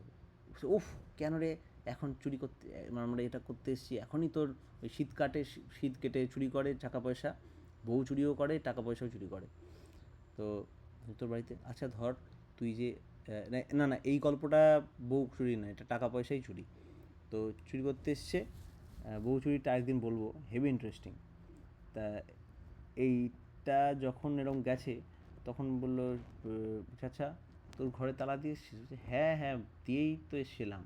তখন ওরও ডাউট হচ্ছে যে কেন এতবার জিজ্ঞেস করছে। তখন বলছে, কিন্তু তুই তো শীত কেটে এরকমভাবে বের করতে পারিস, অন্য চোরেরাও তো পারে, তো তোর বাড়িতে এখন এখানে যে ঢুকছি, মানে চুরি করার টাইম, এমন একটা টাইম যখন ওর চৌর্যবৃত্তি একদম পিকে আছে। এটা তারাই পারে যারা ওই যে সাইকোলজি ভালো করে মজ্জাগত করে নিয়েছে। তখন তাকে বলছে যে এবার যদি আমরা, এখন যদি তোরও ঘরে যদি দেখে আয়, কিছু একটা ব্যবস্থা করতে হবে তোর, মানে তোরও বউ তো ঘরে একা, এই যেই বলেছে, আরে ওই টাইমে একটা এমন একটা মেন্টাল অবস্থায় বলেছে, কোনো তো জানে কত সোজা তালা ভাঙা, ওর না হাত ফাত কাঁপছে, ওর কনফিডেন্সই হারিয়ে গেছে। তো এরকমই নেগেটিভের প্রতি কনফিডেন্স আমাদের হারিয়ে দিতে হবে। সে সঙ্গে সঙ্গে গেল কুয়োর মধ্যে ফেলে দিল, এই পদ্মা নদীতে ফেলে দিল সমস্ত জিনিসপত্র, করে বাড়ি ছুটে পারল। পরের দিন ঠাকুরের কাছে আসলো এবং এইগুলো চললো, একটা অদ্ভুত একটা জিনিস তৈরি হয়েছিল। তো তারপর থেকে সে এরকম রাত্রেবেলা নেশা চাপতো চুরি করার, ঠাকুরের বাড়িতে এসে ঠাকুরের সাথে, ঠাকুর সারা রাত গল্প করতো ছেলেটার সাথে। হ্যাঁ, রামদা নাম ছিল ওর। তো ওর সাথে কথা হলো, তারপরে চলে যায়, গল্প আছে অনেক ইন্টারেস্টিং। আচ্ছা, আরেকটা পয়েন্ট হচ্ছে অবজেক্টিভ নিউট্রালিটি, সাবজেক্টিভ না, অবজেক্টিভ নিউট্রালিটি।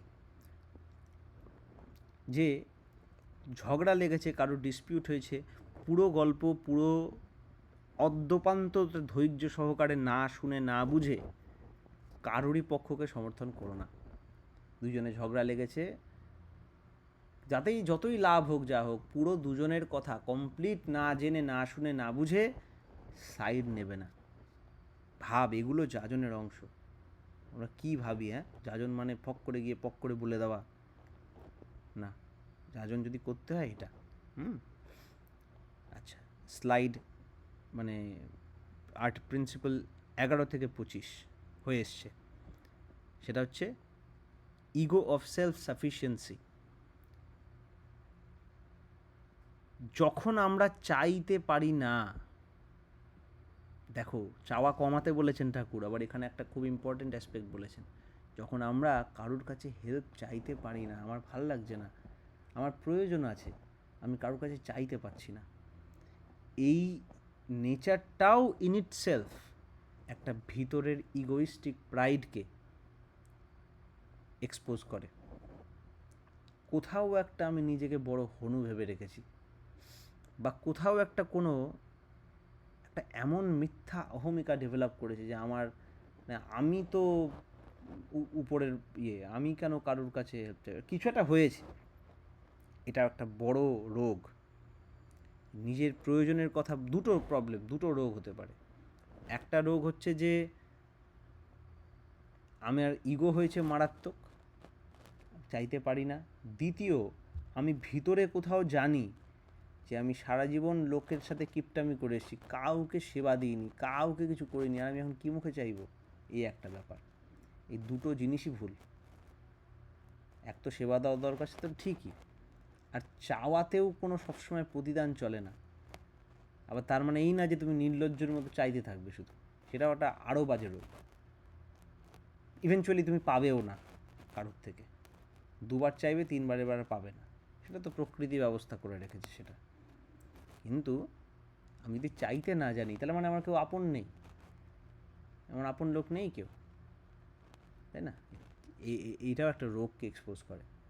তাই জন্য ভিক্ষার প্রথা আছে। আর শুধু টাকা পয়সা কেন, সময় চাওয়া যায়, দুটো কথা বলতে যে আমার মন ভালো নেই, কথা শুনবি, এর মধ্যে কি বিজনেস আছে? এই বিষয়, তার সময় চাওয়া, তার সঙ্গ চাওয়া, এই বিষয়গুলো বহুত ইম্পর্ট্যান্ট। এটা চাইতে পারছি না, আমি আমার মনের কথা কাউকে বলতে পারছি না, এটা একটা রোগ। এটার থেকেও দূরে থাকতে হবে যাজককে, এটাকেও ঠিক করতে হবে, থাকলে নিজেরও অন্যদেরও। তারপরে আসে কনভার্টিং ফেলিয়ার, একটা দারুণ স্কিল, যে কোনো নেগেটিভকে পজিটিভে ঘুরিয়ে দেওয়া, যে কোনো নেগেটিভ ঘটনার মধ্যে দিয়ে পজিটিভকে বার করা, করতেই হবে আমাদের। যেমন আমাকে একজন যদি কেউ খুব ইললজিক্যাল বলবো না, ধরো খুব অপ্রাসঙ্গিক ওয়েতে বকা খেলাম, যেটা হয়, আবার হতে পারে অপ্রাসঙ্গিক না, আমার মনে হচ্ছে অপ্রাসঙ্গিক, বাট অপ্রাসঙ্গিক না এটাও হতে পারে। আমি ধরো বকা খেলাম, সেখান থেকে তার প্রতি রাগাজ, এটা একটা অপশান আছে যে তার প্রতি রেগে গেলাম, তাকে গালাগালি দিলাম, দ্যাটস অ্যান অপশান। আরেকটা অপশান আছে যে জেনুইনলি আমি কীভাবে ভালো হতে পারি। দেখা গেল তার ওই বকাটাই আমি আমার অস্ত্র বানিয়ে, আমি আমার উইকনেসগুলো ডিটারমাইন করে, আমি ওটাকে ঠিক করে আমি আবার ঠিক করতে, এটা আমার যেটা ফেলিওর হওয়ার কথা সেটাকেই আমি মঙ্গলে টার্ন করিয়ে নিলাম। এটা একটা বড়, ওটা আমার অ্যাডভান্টেজ হয়ে গেল। এটাকে বলা হয় যে কোল্যাটারাল বিউটি, এটাও বলে এটাকে।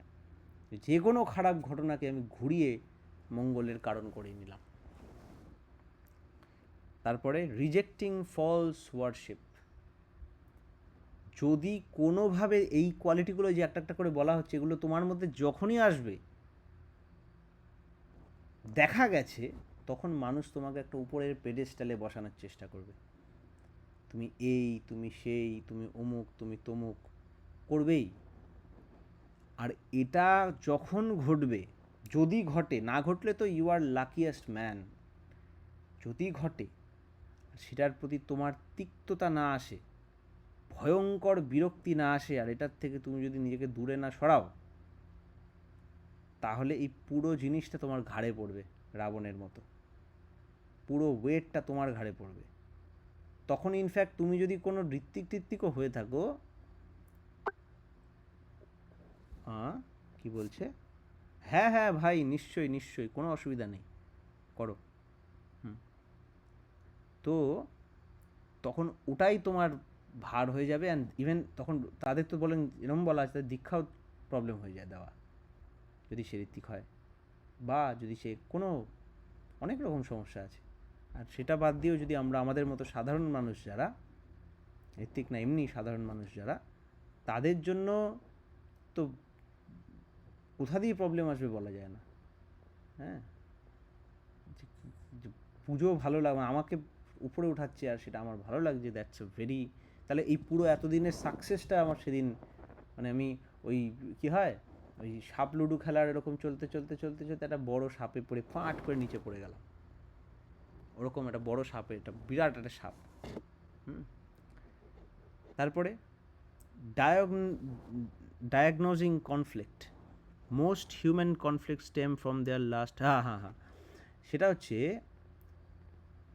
আমাদের যত কনফ্লিক্ট হয়, যত প্রবৃত্তি বা এইসব আছে না, এগুলো কনফ্লিক্ট, ব্রেনের চাহিদার কনফ্লিক্ট। আমাদের দেখো, আমি চাই আমি পাস করব, ভালো নাম্বার পাবো, আবার আমি পড়বো না, ভাল লাগছে না, যে কোনো একটা হবে তো। আমি এখন গেম খেলতে চাইছি সারাদিন ধরে, আমি এখন কি বলে ল্যাদ খাবো সারাদিন ধরে, আবার পরীক্ষায় ফার্স্টও হতে চাই, দুটো কিভাবে হবে? এটা আমার ব্রেন জানে, কিন্তু এটা কোনো ওশোকে লেকচার দিতে হবে না, এটা সবাই জানে। তাও কি কেন করি না আমরা? এটা ব্রেনের একটা কনফ্লিক্ট, দুটো দ্বন্দ্ব, ব্রেনের আলাদা আলাদা সেকশনগুলোর দ্বন্দ্ব। তাই এরকমভাবে যদি আমি প্রত্যেকটা দ্বন্দ্বকে ট্রেস করি, আমাদের একদম পিছনে গিয়ে গিয়ে গিয়ে গিয়ে ট্রেস করলে দেখতে পারবো যে কোথাও কোথাও ছোট ছোট অদ্ভুত অদ্ভুত কারণ খুঁজে পাবো। ছোটোবেলা একটা লজেন ভালো লেগে গেছিলো দোকানে দেখে, আমাকে দেয়নি বাবা কিনে, ওইটা আমার মাথায় কনফ্লিক্ট হয়ে থাকতে পারে। এরম যে এত ফ্রয়েডিয়ান সাইকোলজিতে এগুলো আছে, শুনে ভয় লেগে যাবে। হ্যাঁ, যে কখনো একটা মেয়েকে দেখে ভালো লেগেছিল আর সেইটা নিরুদ্ধ প্রবৃত্তি হয়ে রয়ে গেছে, আর কখনো ওটায় হাত পড়েনি, ওইটার জন্য সেই লোকটা পরবর্তীকালে নিজের বউয়ের সাথে ঝগড়া করছে, সে জানেও না কেন, জানেও না। ইভেন এত যে কী সব রোগ আছে, ইরেকটাইল ডিসফাংশন, এই ধরনের অনেক রোগ আছে যেগুলো এত কমন, লোকে জানেও না, লোকে বলে না বলে বুঝতে পারে না, আর they are causing big big problems in the world. আর প্রত্যেকটা লিঙ্ক আছে ছোটোবেলার বড়োবেলার, কোথায় না কোথায় এমন এমন সুপ্ত প্রবৃত্তির জটলা হয়ে। ইনফ্যাক্ট এদেরই ভূত বলা হয় অ্যাকচুয়ালি, যারা ওই মরে যাওয়ার পর যে ভূত টাইপের যেগুলো বলে না জিনিসগুলো, সো কল্ড ওই জিনিসগুলো, আর ওদের যে মেন্টাল জিওমেট্রি হয়, আর আমাদের ওই স্টেটগুলোর মেন্টাল জিওমেট্রি যা অনেকটা মেলে, অনেকটা মেলে। ইনফ্যাক্ট এগুলো ইউজ করেই যারা ওই সো কল্ড তান্ত্রিক বা যারা বলে, তারা ইনফ্যাক্ট এগুলো ইউজ করে মানুষকে ম্যানিপুলেট করা যায় ভেরি ইজিলি।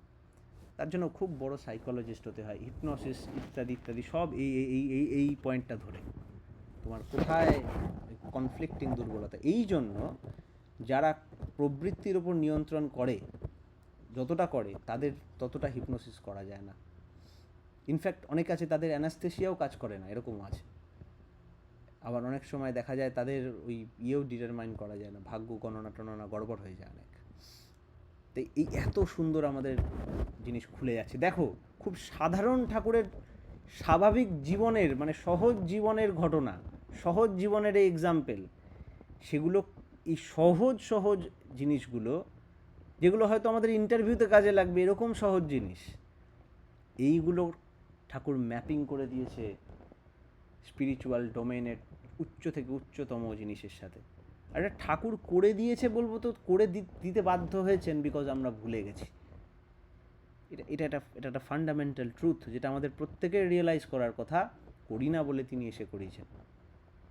যুগে যুগে আসেন, বহুবার এসে নানানভাবে, গীতাতেও এটা আছে, সব জায়গায় বেদেও এটা আছে, কিন্তু এত ভাস্ট আর এত আর্কেইক বা পুরনো রকমের হয়ে গেছে, যেটা আমাদের ডিসাইফার করতে করতে গুলিয়ে যাবে। ইনফ্যাক্ট ঠাকুরের লেখাটাও তো আমরা দেখো এরকম একটা সাজিয়ে ক্লাস করতে হচ্ছে, কারণ আমরা ডিসাইফার করার ধৈর্য এদিক ওদিক হয়ে গেছে।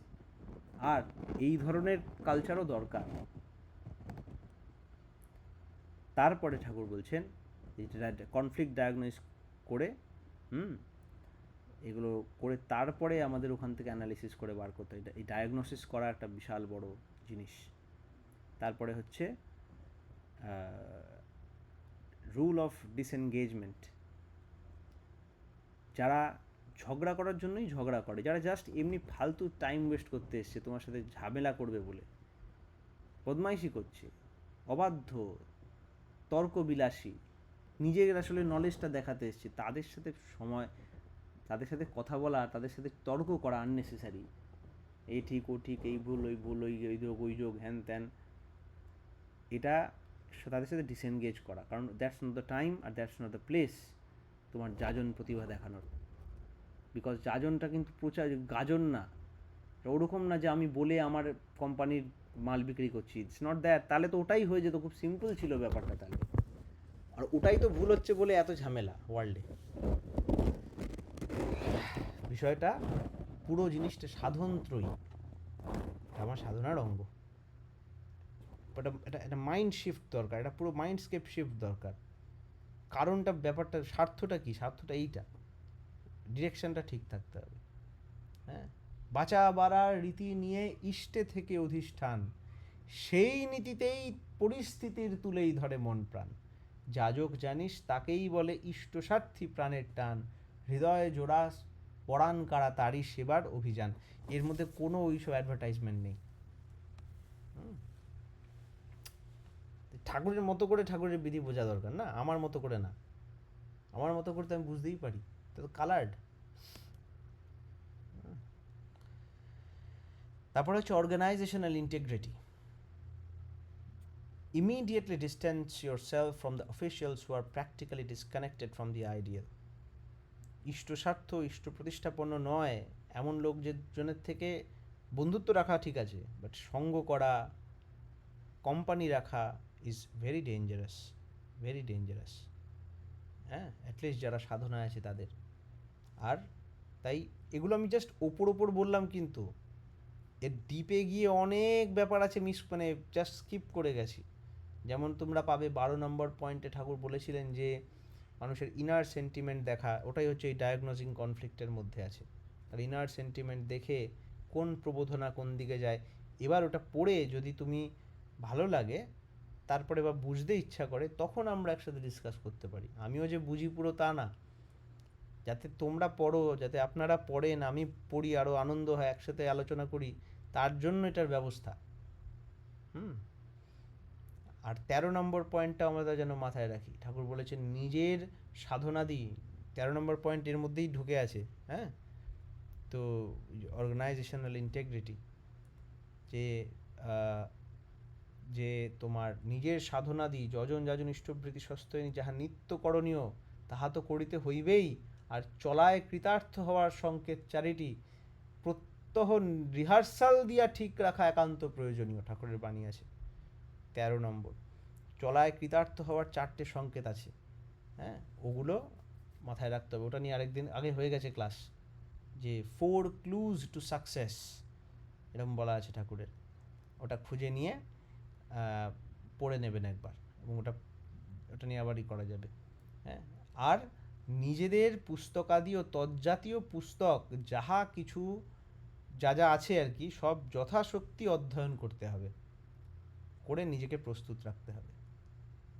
এইটা 13 নম্বর পয়েন্ট ছিল, দেখে নেবেন, ওই ইয়েতে আছে, যাজন সংকেত বইতে। যতটা সম্ভব এটা করে নেবে, ঠিক আছে? আর তোমার নিকটে কেউ যদি সেবার জন্য যাঞ্ছা করে, 15 নম্বর পয়েন্টে আছে, শরীর মন আর বাক্য বা অর্থ, শরীর মন বাক্য অর্থ, এটা দিয়ে যতটা সার্ভিস দেওয়া যায় দিতে বঞ্চিত হয়েও না। কিছু দিও, জ্ঞান তো দেওয়াই যায় ফ্রি, কিছু দিও, আনলেস তার যদি তাতে মানে অপকার না হয়, কিছু দিও। আর ছেলেদের জন্য এটা হচ্ছে পয়েন্ট নাম্বার 16, যে স্ত্রীলোকদের থেকে সশ্রদ্ধ আর সম্মানযোগ্য দূরত্ব বজায় রাখা।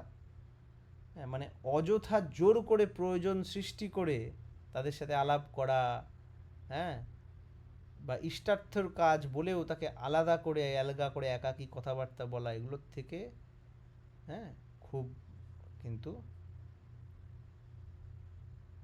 বিরত থাকতে বলেছেন। ইভেন ওই পেজে ঠাকুর স্টার করে নিচে লিখিয়েছেন, ইভেন পা ধরে প্রণাম করারও দরকার নেই মেয়েদের।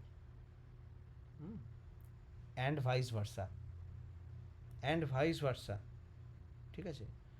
কেন মেয়েদের দিয়ে এক্সাম্পলটা আগে দেওয়া হয়? বিকজ ওই দিকেই ট্রেন্ড দেখা গেছে। ফার্স্টে ইউজুয়ালি ছেলেরাই ওটা বেশি করে প্রথমে।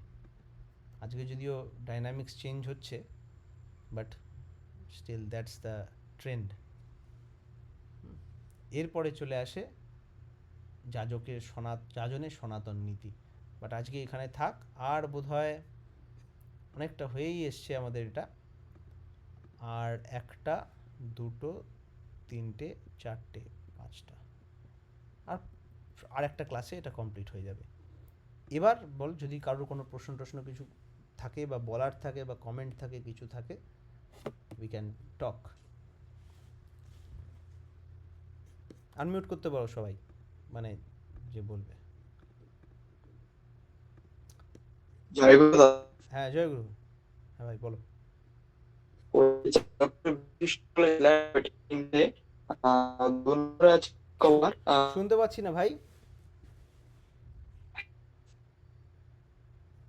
হ্যালো, তুমি লিখে বলো, কারণ আমি শুনতে পাচ্ছি না, নেটওয়ার্কে কিছু সমস্যা হয়তো।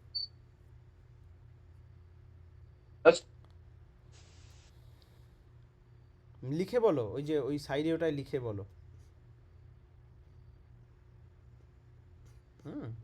তুমি লিখে বলো, তোমার আওয়াজ পৌঁছাচ্ছে না, নেটওয়ার্কের সমস্যা।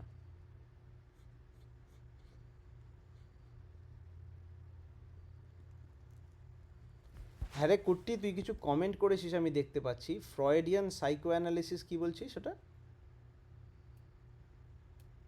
ওই আপনি যখন বলছিলেন না যে পাস্ট এর যে এক্সপিরিয়েন্সেস গুলো পরবর্তীকালে ফুটে ওঠে ইন সার্টেন অ্যাকশনস, ওটার ব্যাপারে আমি বলছিলাম যে ফ্রয়েডিয়ান সাইকো অ্যানালিসিসেরও তো বেসিস ওটাই না।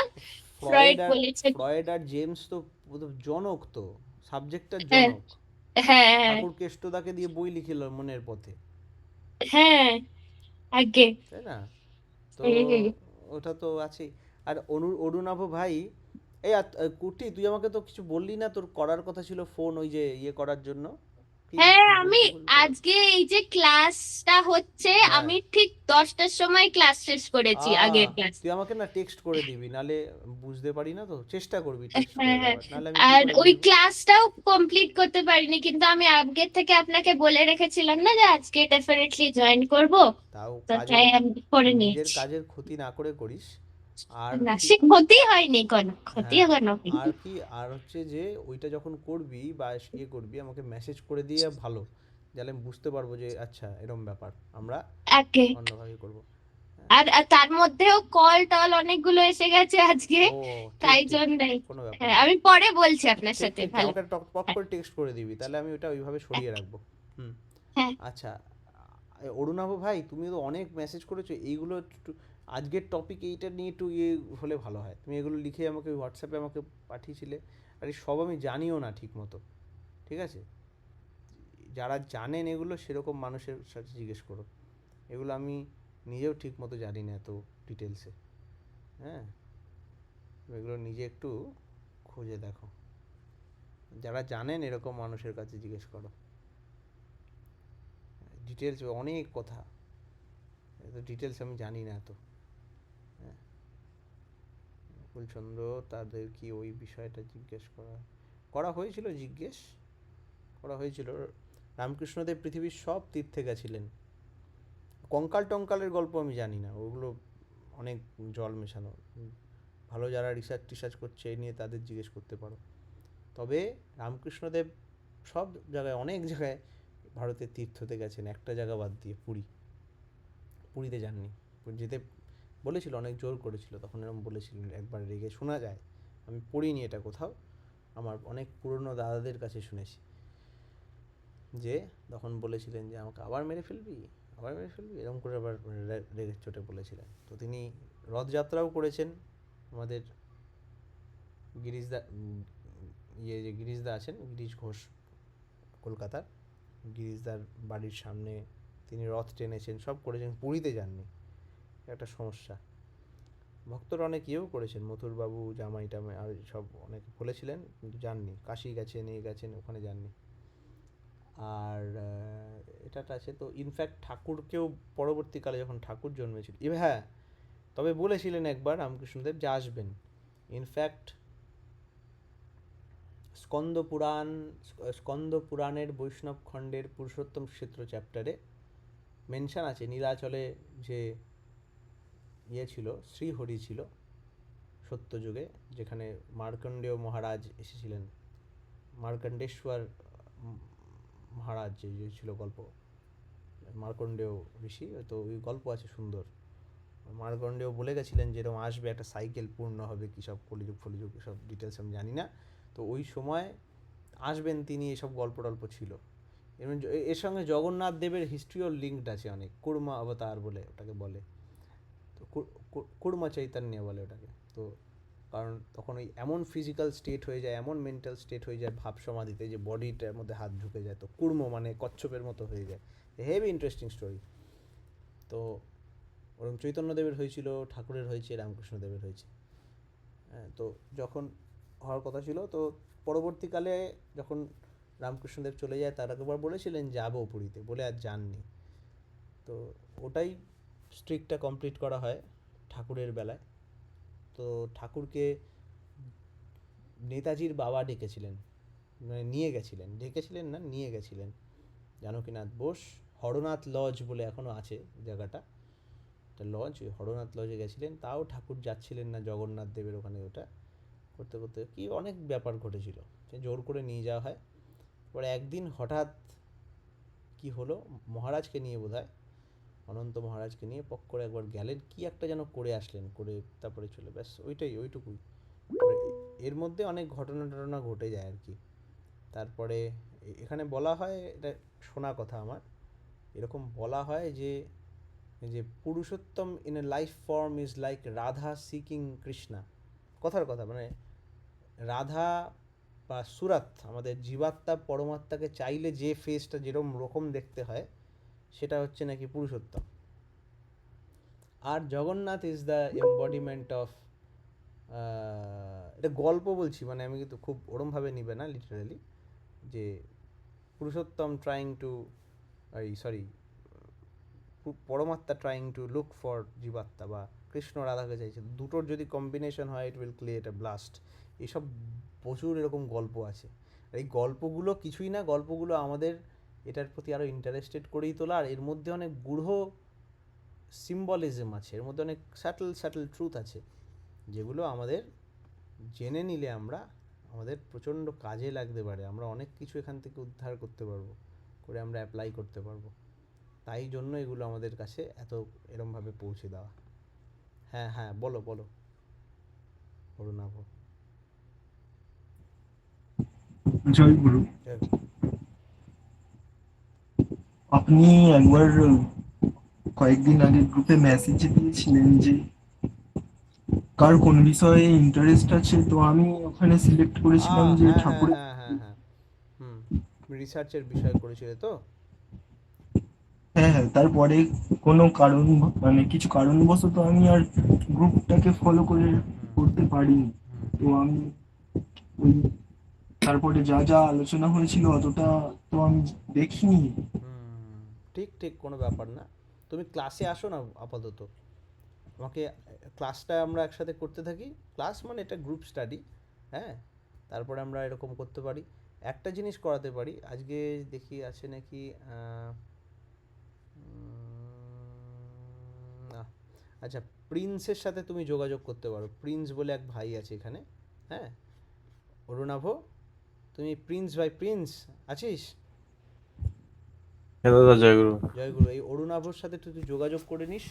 তারপরে ওকে ধর আমাদের সাবস্ট্যাক না হলেও ফেসবুকে কিভাবে ওইগুলো আমাদের এক্সটার্নাল গ্রুপের দিয়ে বা ওই সব দিয়ে শেয়ারিংয়ের কাজে কিভাবে ওইগুলো লাগানো যায়, বা আর্টিকেলগুলো মাল্টিপল জায়গায় কিভাবে এক্সট্রা ছাড়া যায়, সেটা নিয়ে আমরা একটা করতে পারি।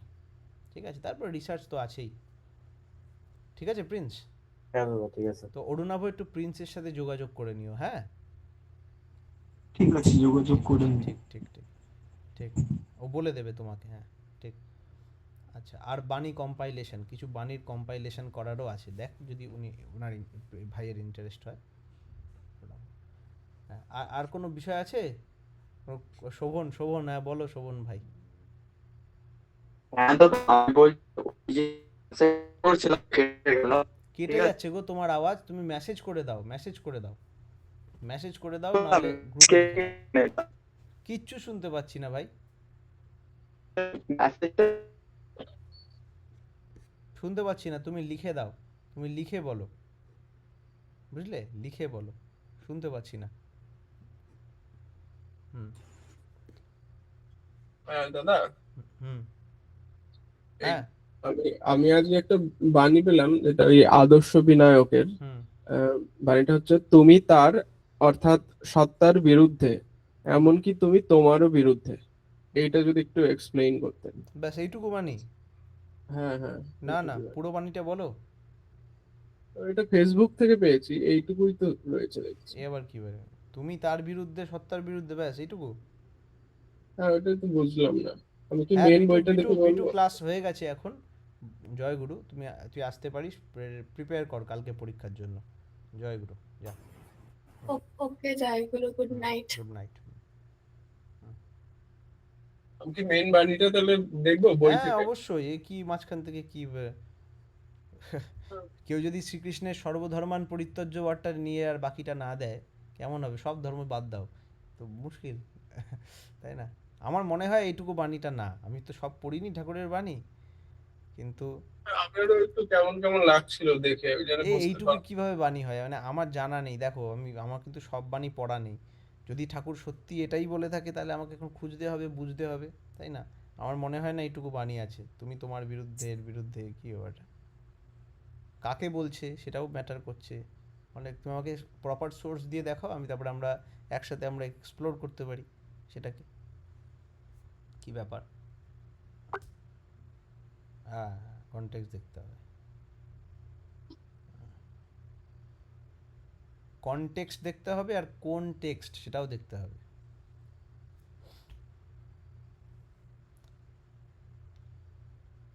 হুম। ঠাকুরেরই বলা এরকম একটা সুন্দর কথা আছে যে, ঠাকুরের কাছে যখন কেউ কিছু তুলে ধরতেন, ঠাকুর বলতেন লেজা মুড়ো বাদ দিয়ে শুধু, কি যেন বলেছিল, উম, ঠাকুরের নানা প্রসঙ্গে আছে বোধহয়, নানা প্রসঙ্গে আর কথা প্রসঙ্গে ঠাকুরের কথা বলতে, লেজা মুড়ো বাদ দিয়ে আমরা কিন্তু, এরকম দেওয়া হয় তো বাণী, কত জায়গায় কত দেওয়া হয়। আমিও বলে ফেলি কত জায়গায় কত, পরে দেখি পুরো উল্টো বুঝলো। হ্যাঁ। অভিজ্ঞ জয়গুরু, জয়গুরু, জয়গুরু ভাই। হ্যাঁ। বলছিলাম কি, বইগুলো পেয়েছি। হুম। হুম, ওটা ঠিক ঠিক কি ঠিক, আমি ওটা পরে কথা হবে, ওগুলো তুমি নিজে পড়ো, দেখো, ঘাটো। হ্যাঁ। না না, ওটাই বলছিলাম, কোনো ক্রোনোলজি ফলো করবো নাকি তুমি এমনি যেটা তুমি মনে হচ্ছে? অমিয় বাণী, অমিয় বাণী বলে ঠাকুরের একটা বই আছে, অমিয় বাণী। হুম হুম, হ্যাঁ, অমিয় বাণীটা পড়ো। ঠিক ঠিক। আচ্ছা, দাঁড়াও দাঁড়াও দাঁড়াও, অনুশ্রুতির প্রথম খণ্ডটা আগে পড়ো, অনুশ্রুতি, হ্যাঁ। আচ্ছা।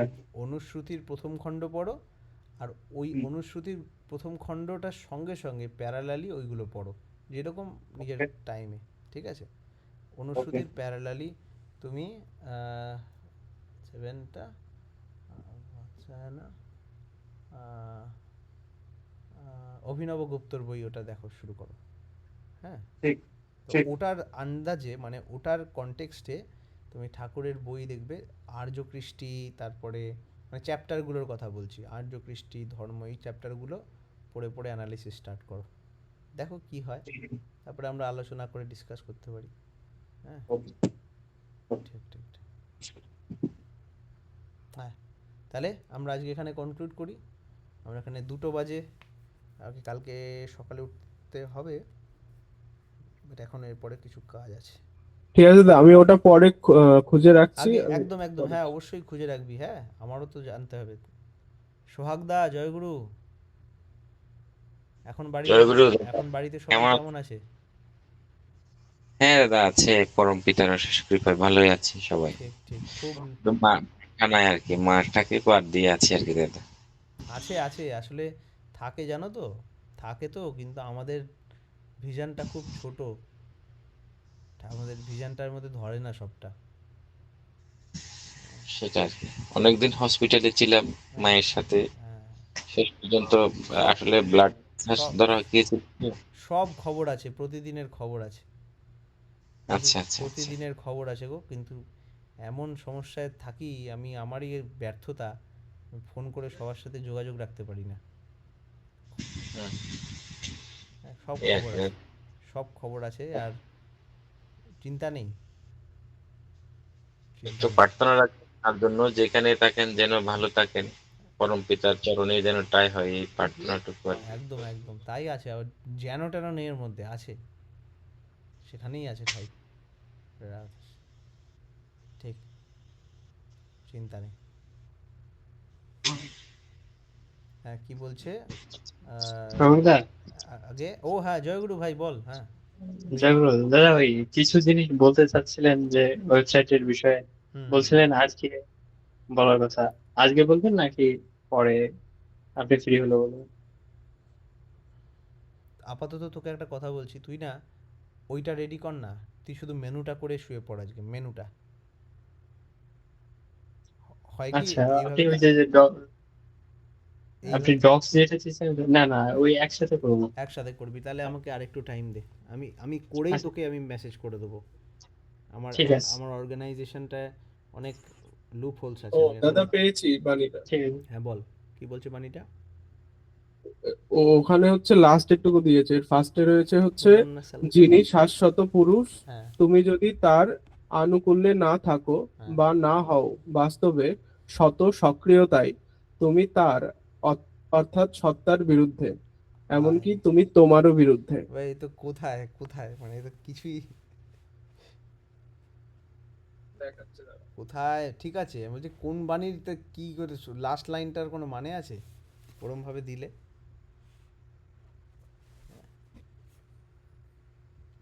দাদা আমার একটা কোশ্চেন ছিল। হ্যাঁ হ্যাঁ হ্যাঁ ভাই বলো, এবার তোমার আওয়াজ শোনা যাচ্ছে, আমার আমার নেটওয়ার্কটার একটু প্রবলেম হচ্ছিল। বলো।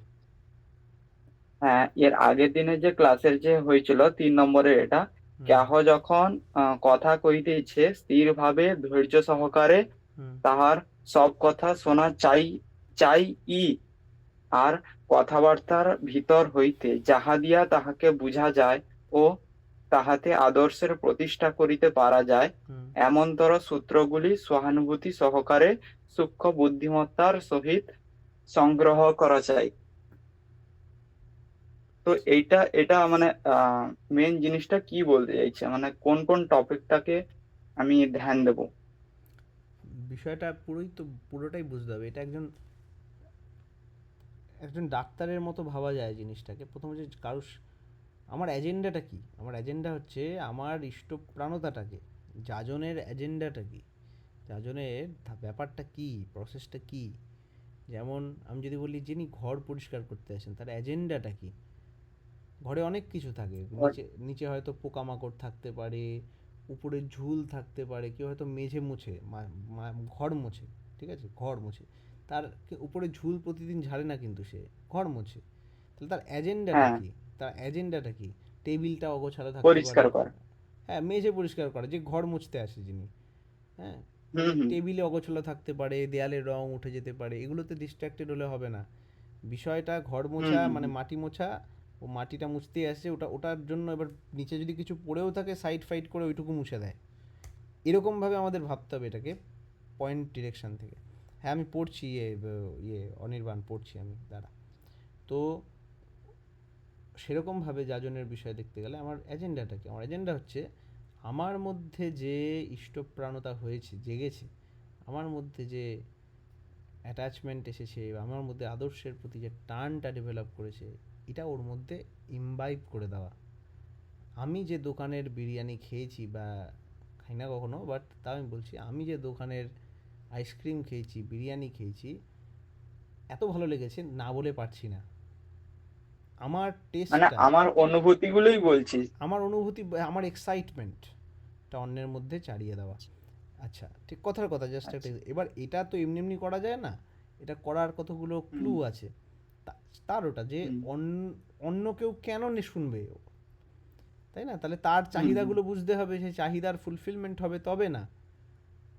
হুম হুম কেউ সালোয়ার কামিজ কিনতে গেছে, আমি শাড়ি বিক্রি করি, পরে বা আমি কাপড়ের পিস বিক্রি করি যেটা কেটে সালোয়ার কামিজ বানানো যায়। এখন সে কেন আসবে আমার দোকানে? তাকে বোঝাতে হবে যে, বিক্রি করার জন্য না, অ্যাকচুয়ালি তার লাভ, তাকে বোঝাতে হবে যে এই কাপড়টা দিয়ে সালোয়ার বানালে তোমার কোয়ালিটিও ভালো হবে আর চলবে বেশি দিন, এইসব কোনো একটা কারণে, এরকম ব্যাপার। তা আমাকে তাহলে তার প্রয়োজনটা বুঝতে হবে, জানতে হবে ও কী চায়, ওর ভিতরের কোথায় কোথায় খামতি, সেটার পূরণ করা আমার দায়িত্ব। আর সেটা কেন দায়িত্ব? ঠাকুর আছে বলে ওর ভিতর চাপা পড়ে। এই ওর মধ্যে ইষ্টপ্রাণতা জাগানো আমার দরকার, এটা হলো মোটিভেশন। এই মোটিভেশনের উপর আচ্ছা। ডিপেন্ড করে ওকে ভালো করে অবজার্ভ করা, অ্যানালাইজ করা, ওর কথা শোনা মন দিয়ে। স্পিরিচুয়ালিস্টদের একটা খুব ভালো গুণ হচ্ছে দে আর ভেরি গুড লিসেনার্স। এরা খুব শুনতে পারে, আমার মতে শুধু বক বক করে না, এরা খুব ভালো শ্রোতা। আমি এখন খালি বলে যাই, এখানে বক বক বক করে যাচ্ছি, এরকম না। যারা স্পিরিচুয়ালিস্ট হয় তারা খুব ভালো শ্রোতা। এখানে একটা বুঝতে হবে, শ্রোতা মানে শুধু শুনে এক কান দিয়ে ঢুকছে এক কান দিয়ে বেরোচ্ছে ওরম না। শ্রোতা মানে শোনা একদম অ্যাটেন্টিভলি। ঠাকুর শুনতেন যখন কালী ষষ্ঠী মা কান্নাকাটি করে বাড়ির এই হয়েছে সে হয়েছে, সঙ্গে এরকম করে শুনতেন। প্রফুল্লদা বলতেন যে ঠাকুর এত মন দিয়ে সংসারের যন্ত্রণার গল্প শুনছেন যেন মনে হয় কোনো হরি কথা শুনছেন। মানে আমরা ঠাকুরের কথা বা এইসব যত মন দিয়ে শুনি, ওরমভাবে ঠাকুরের প্রবলেম, আচ্ছা তারপর এরকম করে, মানে একদম মন দিয়ে শুনছে। এরকম শ্রোতা হতে হবে। শ্রোতা হয়ে তার কথার মধ্যে দিয়ে ওই খাজগুলো বার করতে হবে, কোথায় ওর খামিয়া, কোথায় ওর সমস্যা, করে সেগুলো ধরে ধরে সেইটার থ্রু কিভাবে ইষ্টের দিকে ঘোরানো যায়, সেইটার জন্য সেই স্কিল জ্ঞান জিনিসটাও থাকতে হবে।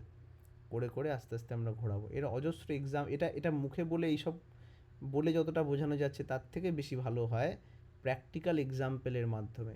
যিনি ঠাকুরকে প্রেজেন্ট করেন মানুষের মধ্যে, সেরকম কোনো ভক্ত, সেরকম মানুষ, সেরকম ঋত্বিক যদি পাও, তার সঙ্গে ঘুরে দেখো, তার সঙ্গে বা তার সঙ্গে 2-3 ঘন্টা থেকে দেখো কোনো একটা পরিবেশে সে কীরমভাবে লোকের মধ্যে ছলে বলে কৌশলে নানা প্রকারে কিভাবে ঠাকুরকে রেডিয়েট করেন। ওর মধ্যে দিয়ে এক্সাম্পল দেখে আরো ভালো শেখা যায়। এই হলো ব্যাপার। না, এটা তো হলো একটা দিক, কিন্তু আর একটা দিক, আমরা আমরা তো এটা শুধু মানে শুনছি, ঠিক আছে। হুম এটা আমরা যে প্র্যাকটিস করব, হুম ধরো আপনি যে দাদা আপনি যে বললেন যে ঋত্বিকের কথা, ঠিক হুম আছে। ও ঋত্বিক তো আমাদের এখানে পাশাপাশি সেরকম নেই, তো হুম অনেক দূরে দূরে থাকে। হুম যখন ওই অধিবেশনারে হয় তখন আসে, হুম ঠিক আছে। না, সেটা কিন্তু আমাদের আমরা যে সেটা আমাদের একটা আমাদের একটা শর্ট কামিং। কিন্তু এরকম ভাবলে হবে না, এখন আসলে সংখ্যা কম তো, সবসময় যে ওখান থেকে আসবে তা না, তোমাকেও খুঁজে বার করতে হবে। আর শুধু ঋত্বিক বলে আমি বলছি না, ওটা জাস্ট একটা একটা একটা একটা একটা একটা তোমাকে বার দিয়ে দিলাম, কিন্তু ওইটা ঋত্বিক হতে হবে না। ওরকম ঠাকুরের ভক্ত, একনিষ্ঠ ভক্ত আছে যে, তার কাছে গিয়ে দেখো সে কিভাবে বলে এটা। কারণ এটা না, অনলাইনে দেখো, কারণ এটা বলে তো একটা হলোই, বলে তো বললাম, এক্সপ্লেন করে আমি অঙ্ক করে বলে দিলাম, কিন্তু এটা হুম, তোমায় সামনাসামনিও দেখতে হবে, তবে বুঝতে পারবো আমরা যে ব্যাপারটা কোথায়। কারণ ম্যান টু ম্যান ভ্যারি করছে প্রয়োজন, তাই না? মানে আমাদের প্রবলেমটা কোথায় হচ্ছে আর সলিউশনটা কোথায়, ওইটাই তো। সলিউশনটা কোথায়, হ্যাঁ। আর এই জিনিসটা এক্সপিরিয়েন্সের সাথে সাথে বাড়ে, হ্যাঁ। কে কীরমভাবে আচ্ছা। এবার এটা যখন আরও আমাদের এবার সঙ্গে যজনও চলছে, আমার নাম ধ্যান সদাচার পালন চলছে, ওটা করতে করতে আমার হুম, তীক্ষ্ণতাও বাড়বে। একটা টাইম চলে আসবে, হুম, কথা শুনেই বুঝে দেওয়া যাবে তার কোথায় খাপ আছে, কোথায় একদম। প্রবলেম আছে, কথা শুনেই বুঝে নেওয়া যাবে। হুম হুম, হুম, হুম। আর আজকে যে বললেন ওই যাজকের বৈশিষ্ট্য, হুম ওই যাজকের বৈশিষ্ট্যর প্রথম এটা কি বললেন, মানে দ্বিতীয়টা বললেন ডিসকভার, তৃতীয়টা বললেন জিরো কম্প্রোমাইজ, হুম প্রথমটা কি বললেন? প্রথমটা হচ্ছে কোনো রকম ইনফেরিয়রিটি রাখা যাবে না, বা সুপিরিয়রিটিও রাখা যাবে না। কখনো ভাববে না যে যে আচ্ছা। তোমার প্রয়োজন কারো, ও না না, ওটা তো বোধহয় আগেরটা ছিল।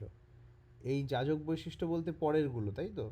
পরেরগুলোর মধ্যে বলা হ্যাঁ, হ্যাঁ। হচ্ছিল যে হ্যাঁ, ওটা ছিল যে কোনো রকম, আমার যতদূর মনে পড়ছে যে কোনো রকম নেগেটিভিটিকে প্রশ্রয় দেওয়া যাবে না, ঠিক আছে? কোনো রকম আচ্ছা। নেগেটিভিটি ফেভিটিভিটিকে এসবকে প্রশ্রয় দেওয়া যাবে না, হ্যাঁ। আর আচ্ছা, এই তুমি কি যাজন ত্রয়ীর কথা বলছো, নাকি ওই যাজক না, বৈশিষ্ট্যর কথা বলছো? যাজকের বৈশিষ্ট্যের কথা, হ্যাঁ। ওই জিরো কম্প্রোমাইজ বলছিলেন না? হুম। হ্যাঁ, ওই মানে ওইটা দ্বিতীয়টা নোট করা হয়েছে, প্রথমটা নোট করা হয়নি তখন, ওটা ওটা একটু বেরিয়েছে। ওটা যাজক ত্রয়ী, ওটা কিন্তু তোমার ইয়ে না, ওই যাজক বৈশিষ্ট্য না, ওটা বোধহয় যাজন ত্রয়ী, মানে তিন ওরম মানে এটা কিছুই না, নামে এসব নামের ফের। তুমি ওই বইতে দেখবে, বইতে যাজন ত্রয়ী বলে লেখা থাকবে। হ্যাঁ, প্রথমটা ওই তুমি যেটা বলছো ডিসকভার আর এলিভেট, তার 3 নম্বরটা হচ্ছে জিরো কম্প্রোমাইজ, তাই তো? জিরো কম্প্রোমাইজ, হ্যাঁ হ্যাঁ। ওটার প্রথমটা হবে তাহলে B equipped with adorant enthusiasm, এরকম করে একটা বাণী আছে। হ্যাঁ, আচ্ছা এক্স্যাক্টলি ওটাই আমি যেটা আচ্ছা। বাংলায় বললাম, যে কখনো এরকম ভাববে না যে আমি কারোর থেকে বড় বা আমি কারোর থেকে ছোট আদর্শের ব্যাপারে। হুম তোমায় হয়তো ঠাকুরের মন্দির মোছার দায়িত্ব দেওয়া হয়েছে, হ্যাঁ, আমাকে হয়তো ড্রেন পরিষ্কার করতে দেওয়া হয়েছে মন্দিরের বাইরে, মন্দির হোক, বাড়ি হোক, যেখানে অনুষ্ঠান হোক, বা এমনি সাধারণ বিষয়, আর একজনকে পুজো করতে দেওয়া হয়েছে। কারোর প্রয়োজন কম বা বেশি না, ঠাকুরের বিষয়। আর আরেকটা জিনিস, এটা তোমার লোকালিটির এক্সাম্পেলে, আর ঠাকুরের প্র্যাকটিক্যাল এক্সাম্পেলে যদি বলি, সেটা হচ্ছে যে অনেক সময় মনে হয় যে এই লোকটা, একে আবার কি বলবো, এ তো নিজেই অনেক বড়, একে আবার ঠাকুরের কি দরকার, এ তো ঠিক আছে, আমার বেশি দরকার। এই ভাবটা ভুল। আবার কখনো মনে হতে পারে যে হ্যাঁ, আমার কাছেই বইটা থাকলে লাভ আছে, ও কি করবে, ও পড়ে নাকি, ও জানে নাকি ঠাকুরের কিছু, বয়ে গেছে, ওকে দেওয়া মানে ওয়েস্ট, ওর পিছনে কেন সময় নষ্ট করছো? না, কারোর জন্য ঠাকুরের প্রয়োজন তোমার চাইতে বেশিও না কমও না, প্রত্যেকের জন্য তিনি equally important and utmost important. এটা হচ্ছে এই বাণীটার বিষয়। আচ্ছা তা এক্স্যাক্টলি বলতে ঠিক পারলাম আছে। না, এরমভাবে লেখা শুরু হয়েছে, B equipped with adorant enthusiasm, এটা দিয়ে বাণীটা স্টার্ট। একটু দেখে নিও, পড়ে নিও যাজক। বইটার নাম কি? বইটা দিয়ে দেওয়া হবে, গ্রুপে দিয়ে দেওয়া হয়েছে, আরেকবার দিয়ে দেওয়া হবে। হুম। আচ্ছা, আচ্ছা হ্যাঁ, আচ্ছা, এই যে ঠিক আছে। ঠিক আছে ভাই, ভালো লাগলো, জয়গুরু। অরুণাভ, হ্যাঁ হ্যাঁ, জয়গুরু। অরুণাভ না সরি, অনির্বাণ পাঠিয়েছিলিস, যিনি সাত্তত পুরুষ, তুমি যদি তার আনুকূল্যে না থাকো বা না হও বাস্তবে, শত সক্রিয়তায় তুমি তার অর্থাৎ সত্তার বিরুদ্ধে, এমনকি তুমি তোমারও বিরুদ্ধে, অফকোর্স, সে তো সহজ কথা। সাত্তত পুরুষ মানে যার মধ্যে সত্তা দিয়েই সবটা, যিনি হচ্ছেন বিইং, বিইং নিয়েই রয়েছেন, কিভাবে বলবো, যিনি হচ্ছেন, যিনি বিইংকে রিপ্রেজেন্ট করছেন, সাত্তত মানে পুরো, এটা কিন্তু শাশ্বত না, শাশ্বত মানে যে সব সময় রয়েছে, একই ব্যাপার, বাট মানে ইভেনচুয়ালি একই জনকে বলা হচ্ছে, বাট সাত্তত মানে হচ্ছে যার মধ্যে সাত্ত্বিকতা বেশি, মানে যে সত্তার পরিপোষণ করে, যে এক কথায় আদর্শ। সাত্তত পুরুষ মানে আদর্শ, কারণ সত্তার পরিপোষণ যে করে, সত্তা হচ্ছে সচ্চিদানন্দময়, সচ্চিদানন্দের পরিপোষককেই ধর্ম বলে, আর ধর্ম মূর্ত হয় আদর্শে, তাহলে সাত্তত পুরুষ হচ্ছে আদর্শ, অঙ্কর মতো মিলে গেল। বলছে তুমি যদি তার আনুকূল্যে না থাকো, মানে তুমি যদি তার ফেভারে না থাকো, বা তুমি যদি সেরকম না হও বাস্তবে, প্র্যাকটিক্যালি, এটা আদর্শ বিনায়ক, তুমি যদি প্র্যাকটিক্যালি মানে ইন প্র্যাকটিস তার আনুকূল্য বা তার ফেভারে না থাকো, তিনি বলেছেন এরকম করতে, মুখে কি বলছো সে যাচ্ছে না, তুমি তার কথার অন্যরকম মিনিং করে অন্য কিছু করছো, কারণ তুমি তার অনুকূল্যে নেই। তুমি যদি তার আনুকূল্যে না থাকো ইন প্র্যাকটিস, আর ইন অ্যাক্টিভিটি মানে অ্যাক্টিভলি যদি, আর প্র্যাকটিক্যালি যদি তুমি তার আনুকূল্যে না থাকো, তাহলে তুমি তার বিরুদ্ধে আছো। এটা যীশুখ্রিস্ট বলেছিলেন বাইবেলে, if you are not with me you are against me, এরকম না যে তুমি মাঝামাঝিতে রয়েছো, তুমি আমার সঙ্গে নেই মানে তুমি আমার বিরুদ্ধে। আর তার বিরুদ্ধে মানে সত্তার বিরুদ্ধে, আমার মধ্যে, তোমার মধ্যে, সবার মধ্যে সত্তা রয়েছে, তার বিরুদ্ধে। ঠাকুরের বিরুদ্ধে মানে সত্তার বিরুদ্ধে, আর সত্তার বিরুদ্ধে মানে আমার নিজেই নিজের বিরুদ্ধে, এটাই বলা হয়েছে, আমি যা বুঝেছি। সহজ বিষয়, ঠিক আছে। তাই না? হুম। ওই ইনকমপ্লিট ছিল ওটাতে সেরকম বোঝা ইনকমপ্লিট যাচ্ছে। যে ছিল সেও বিরুদ্ধে বিরুদ্ধে আছে, ওটাই দেখিয়ে দিয়েছে। হ্যাঁ, ঠিক আছে, থ্যাংক ইউ। হ্যাঁ, ঠিক আছে, তাহলে আজকে রাখা হোক। জয় গুরু। वन्दे पुरुषोत्तमं, वन्दे आर्यपितॄन्, वन्दे मातृवर्गान्, वन्देऽहं कृष्टिदैवतान्। परम প্রেমময় শ্রী ঠাকুর অনুকূল চন্দ্রজি কি জয়। বন্দে পুরুষোত্তম। ভালো থাকবে সবাই। জয় গুরু। আর জয় গুরু। পড়াশোনা করবে, এগুলো একটু পড়ো, একটু দেখো, ঘেটো। জয় গুরু।